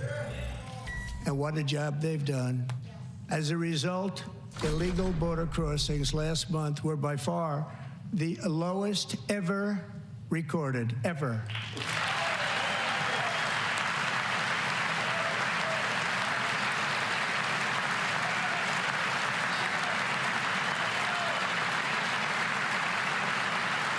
Why are you posting like you're there? I am heard there. my words, and they chose not to They come. let me in. Much easier that way. In comparison, under Joe Biden, the worst president in American history, there were hundreds of thousands of illegal crossings a month, and virtually all of them, including murderers, drug dealers, Kaya gang does look members, embarrassed. and people from mental institutions and insane asylums, were released into our country. Who would want to do that? This is my 5th such speech to Congress. And once again, I look at the Democrats in front of me, and I realize there is absolutely nothing I can say to make them happy or to make them stand or smile or applaud. Nothing I can do. I could find a cure to the most devastating disease, a disease that would wipe out entire nations, or announce the answers to the greatest economy in history, or the stoppage of crime to the lowest levels ever recorded.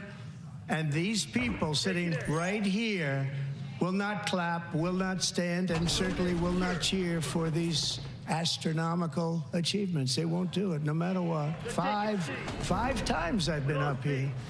It's very sad, and it just shouldn't be this way.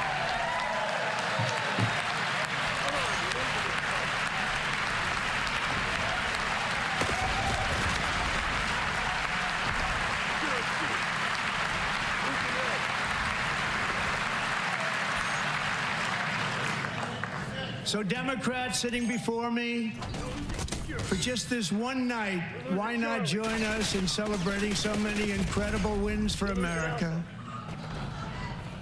For the good of our nation, let's work together and let's truly make America great again.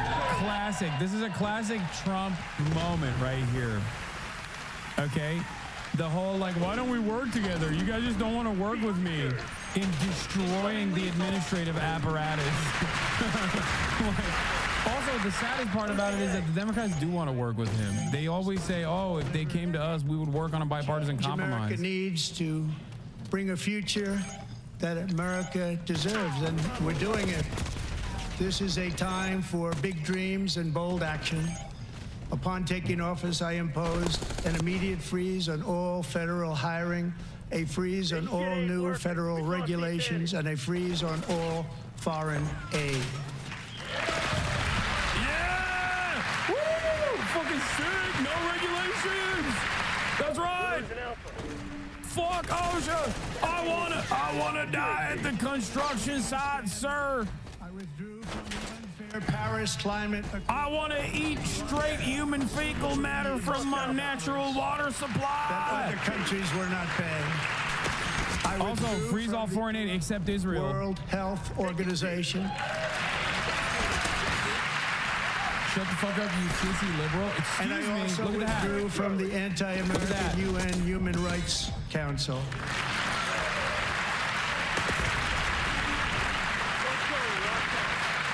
We ended all of Biden's environmental restrictions that were making our country far less safe and totally unaffordable.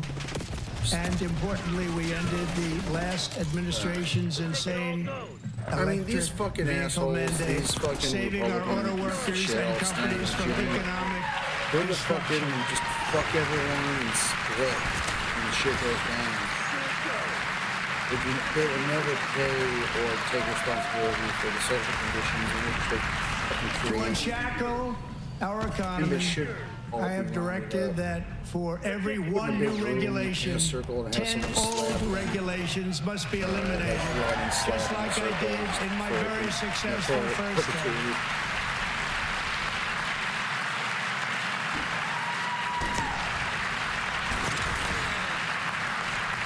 And in that first term, we set records on ending unnecessary rules and regulations like no other president had done before. We ordered all federal workers to return to the office. They will either show up for work in person or be removed from their job. It's worse than fingernails on a chalkboard when you go out. I think it's gross that Congress claps for this because they notoriously hate showing up for the job. Partially because they're all like 800 years old, but The still. sitting president is allowed to viciously prosecute his political opponent like me. How did that work out? Person has ever been before. Not for some dog shit.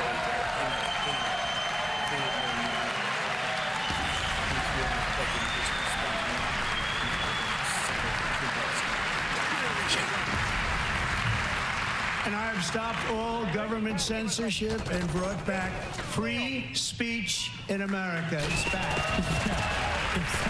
Except in this speech, he's going to reveal that he has a task force specifically dedicated to hurting Israel's feelings, by the way. So, no, he has not brought free speech back. 2 days ago, I signed an order making English the official language of the United States of America. Lamau.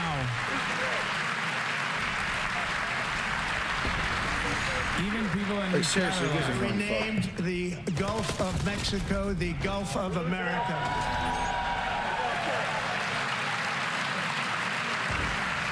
No guns clapping. I like that. And likewise, I renamed for a great president, William McKinley, Mount McKinley again. Because fuck Native Americans, right? Beautiful Alaska. We love Alaska. Love Alaska. We've ended the tyranny of so-called diversity, equity, and inclusion policies all across the entire federal government and indeed the private sector and our military.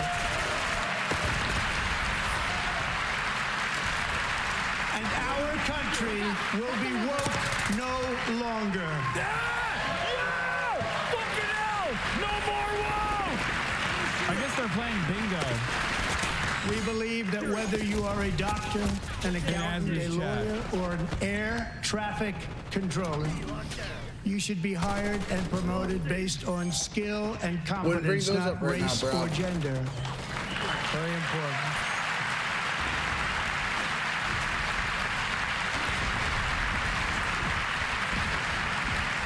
You should be hired based on merit. And the Supreme Court, in a brave and very powerful decision, has allowed us to do so. Thank you. Thank you very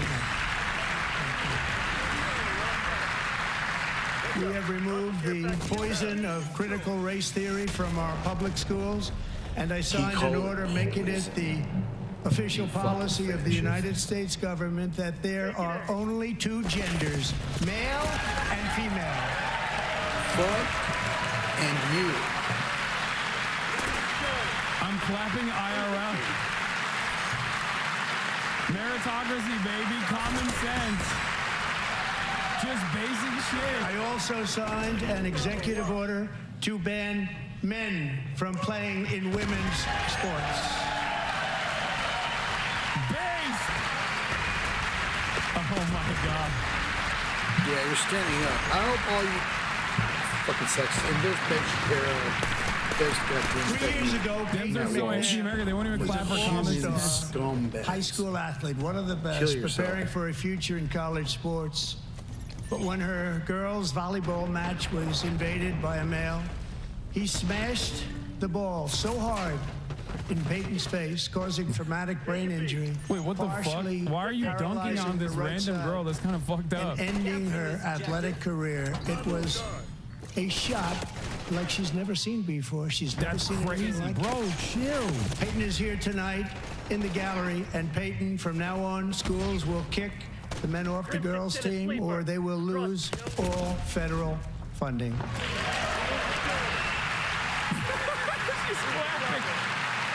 That's fair, but you play sports.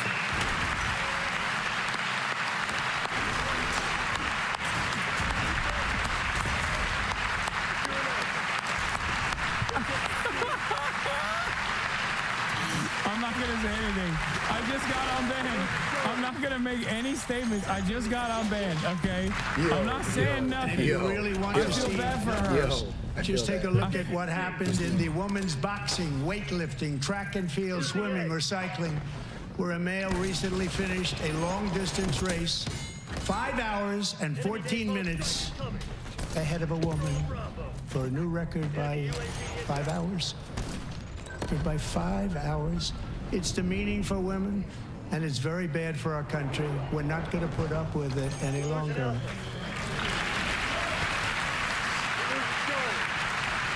Honestly, the fact that Democrats have let this dog shit go on, expect Nancy's just sitting there. Fuck you, Democrats. Losers. Keep losing, bitches. What I have just described is only a small fraction of the common sense revolution that is now, because of us, sweeping the entire world. Common sense has become a common theme, and we will never you should be shutting your shit down. It shouldn't be happening. Let that happen. Among my very highest priorities is to rescue our economy and get dramatic and immediate relief to working families. As you know, we inherited from the last administration an economic catastrophe and an inflation nightmare. Their policies drove up energy prices, pushed up grocery costs, and drove the necessities of life out of reach for millions and millions of Americans. They've never had anything like it. We suffered the worst inflation in 48 years, but perhaps even in the history of our country. They're not sure. As president, I'm fighting every day to reverse this damage and make America affordable again.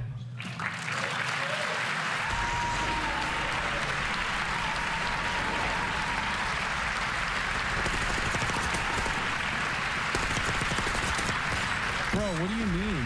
When is it gonna become affordable? Especially let the price of eggs get out of control. Oh, he's blaming Biden! The egg price is out of control. And we're working hard to get it back down. Secretary, do a good job on that. You inherited a total mess from the previous administration. Do a good job. What? A major focus of our fight to defeat inflation is rapidly reducing the cost of energy.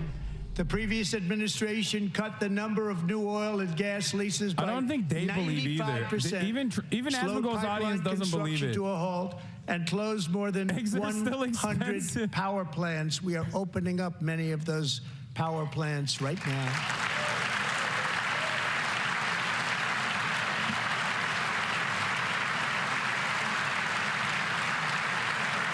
And frankly, we have never seen anything like it. That's why on my first day in office, I declared a national energy emergency.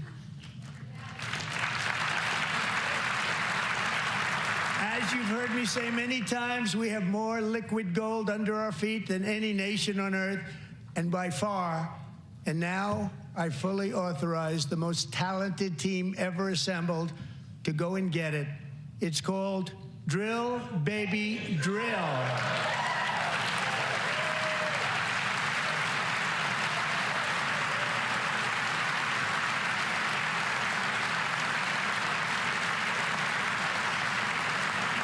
My administration is also working on a gigantic natural gas pipeline in Alaska, among the largest in the world, where Japan, South Korea, and other nations want to be our partner with investments of trillions of dollars each. There's never been anything like that one.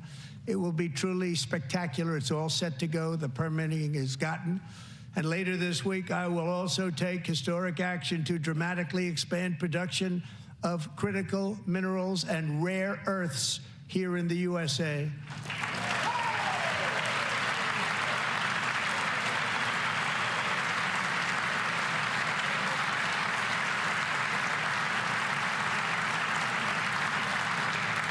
To further combat inflation, we will not only be reducing the cost of energy, but will be ending the flagrant waste of taxpayer dollars.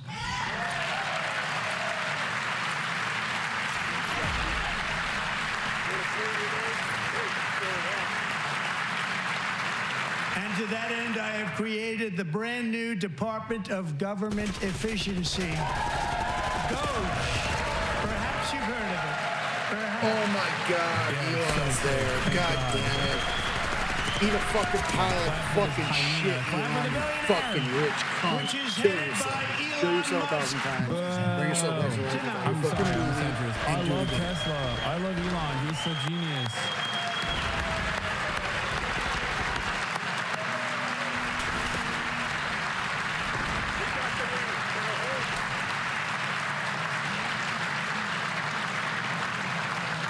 Thank you, Elon. He's working very hard. He didn't need this. He didn't need this. Thank you very much. Yeah, he's doing We us a appreciate favor it. by Everybody gutting the here, even administrative the side state. appreciates it, I believe. They just don't want to admit that. Just listen to some of the appalling waste we have already identified. $22 billion from HHS to provide free housing and cars for illegal aliens. $45 million for diversity, equity, and inclusion scholarships in Burma. $40 million to improve the social and economic inclusion of sedentary migrants. Nobody knows what that is. $8 million to promote LGBTQI+ all these in the African nation of Lesotho, which nobody has ever heard of. $60 million for indigenous peoples and Afro-Colombian empowerment in Central America. $60 million. $8 million for making mice transgender. This is real. Yeah, no, $32 definitely. million for a left-wing propaganda operation in Moldova. $10 million for male Moldovan Mama Liga, stand behind me. in Mozambique. $20 million for the Arab Sesame Street in the Middle East. It's a program. $20 million for a program. $1.9 billion to recently created Decarbonization of Homes Committee, headed up, and we know she's involved. Just at the last moment, the money was passed over by a woman named Stacey Abrams. Have you ever heard of her?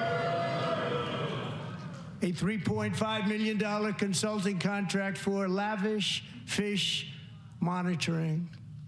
$1.5 billion for voter confidence in Liberia.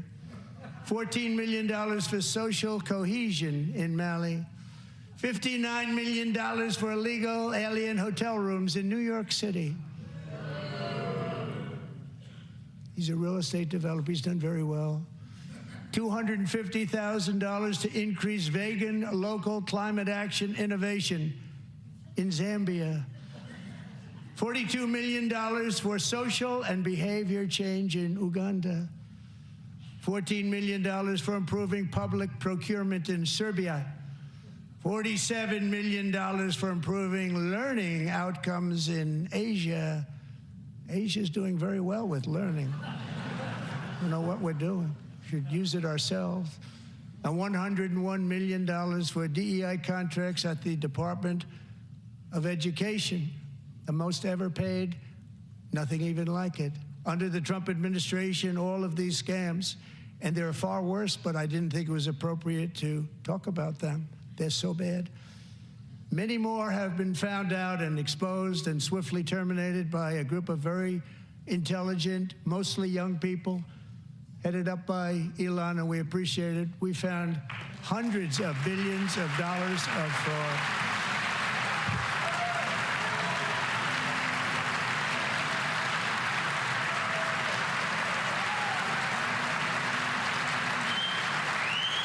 Trump can't read. He's reading right now, baby. He's reading. He's reading the room. We've taken back the money and reduced our debt to fight inflation and other things. Taking back a lot of that money. We got it just in time. This is just the beginning. Get him. Yell. Who's the yelling? Government Accountability Office, a federal government office, has estimated annual fraud of over $500 billion in our nation, and we are working very hard to stop it. We're going to. We're also identifying shocking levels of incompetence and probable fraud in the Social Security program for our seniors, and that our seniors and people that we love rely on. Believe it or not, government databases list 4.7 million Social Security members from people aged 100 to 109 years old.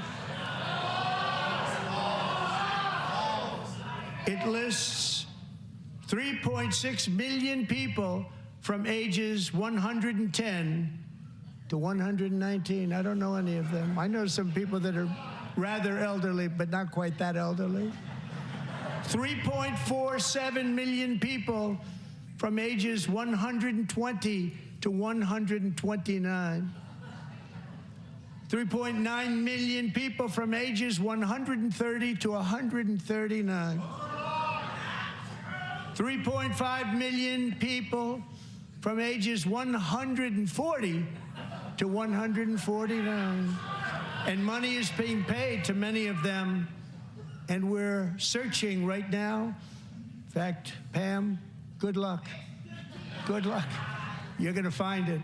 But a lot of money is paid out to people because it just keeps getting paid, and nobody does, and it really hurts Social Security and hurts our country. 1.3 million people from ages 150 to 159, and over 130,000 people, according to the Social Security databases, are age over 160 years old.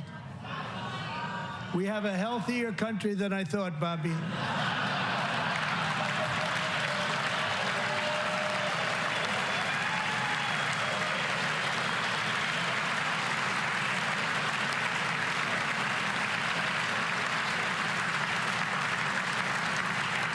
Including, to finish, 1,039 people between the ages of 220 and 229, one person between the age of 240 and 249, and one person is listed at 360. By the way, some of this stuff has been corrected, like fact-checked and stuff, and people have described why they think that this is wrong and that they're operating on faulty data, but it literally doesn't matter. It just does not matter. Where that money's going. I think, and it's not going to be pretty. I think it's just basically the fraud, waste, the goal now is basically just keep repeating it over and over again because lying is so OP, and they've realized that like the dumbasses in the cult will absolutely eat it up in the pockets of American families. We officially do not have any interest in the truth at all. Ain't nobody is going to recognize that these people are just straight up lying. And it sucks because I always talk about when the Democrats lie. Always. But you will never, I will never expect a single fucking Republican, a commentator, independent, centrist, okay, to ever turn around and be like, he's lying. Like, this is just straightforwardly not true. 24 years. Balance the federal budget. We're going to balance it.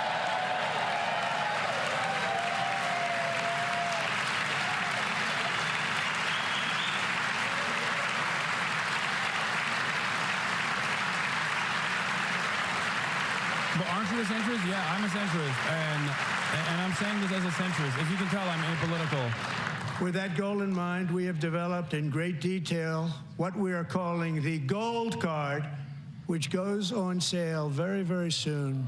For $5 million, we will allow the most successful job-creating people from all over the world to buy a path to U.S. citizenship. It's like the green card, but better and more sophisticated. And these people will have to pay tax in our country. They won't have to pay tax from where they came.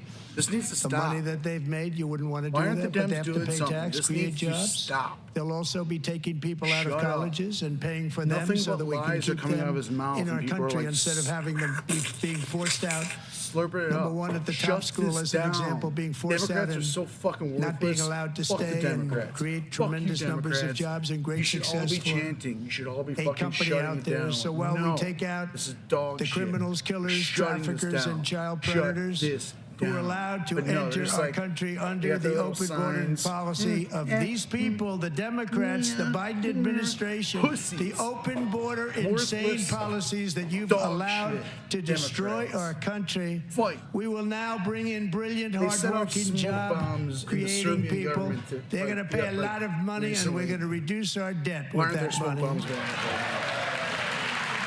There should be smoke bombs. This room should be forced to be evacuated. Americans have given us a mandate for bold and profound change. They have the power to do something. For nearly 100 years, the federal bureaucracy Democrats have the power has to do grown something until about it this, has crushed and our they freedoms, don't. ballooned our deficits, Because and they're held back all America's Mitt potential Romney. in every possible way. The nation founded by I don't know how pioneers much I and can watch of this. This risk-takers is now fucking drowns you under know what? I'm millions out. and I'm out. millions. I'm out. Fuck off. Fuck off, Trump. No one's gonna I hope that I can watch highlights later. Democrats shut that down, but I know it's not gonna happen because the Democrats are asleep. In the words of that one guy in Kill Bill 2, they're as useless as an asshole. Right here.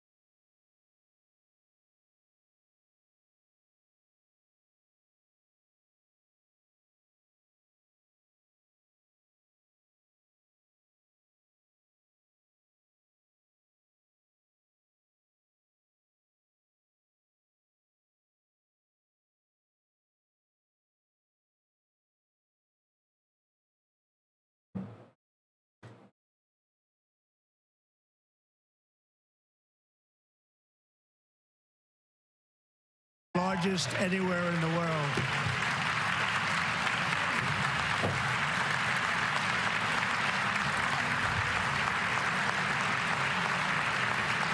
Honda's announced a new plant, huh? And this has taken place since our great victory on November 5th, a date which will hopefully go down as one of the most important in the history of our country. It now plans to build the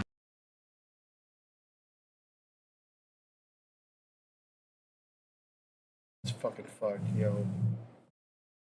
Shit's fucked. I think I'm gonna have to crash out. I'll try to finish this. How many more ethos? I need one more. I'll take care of it in the morning. I'll see you all in the morning. I love you so much. Give me smoochies. Bye bye.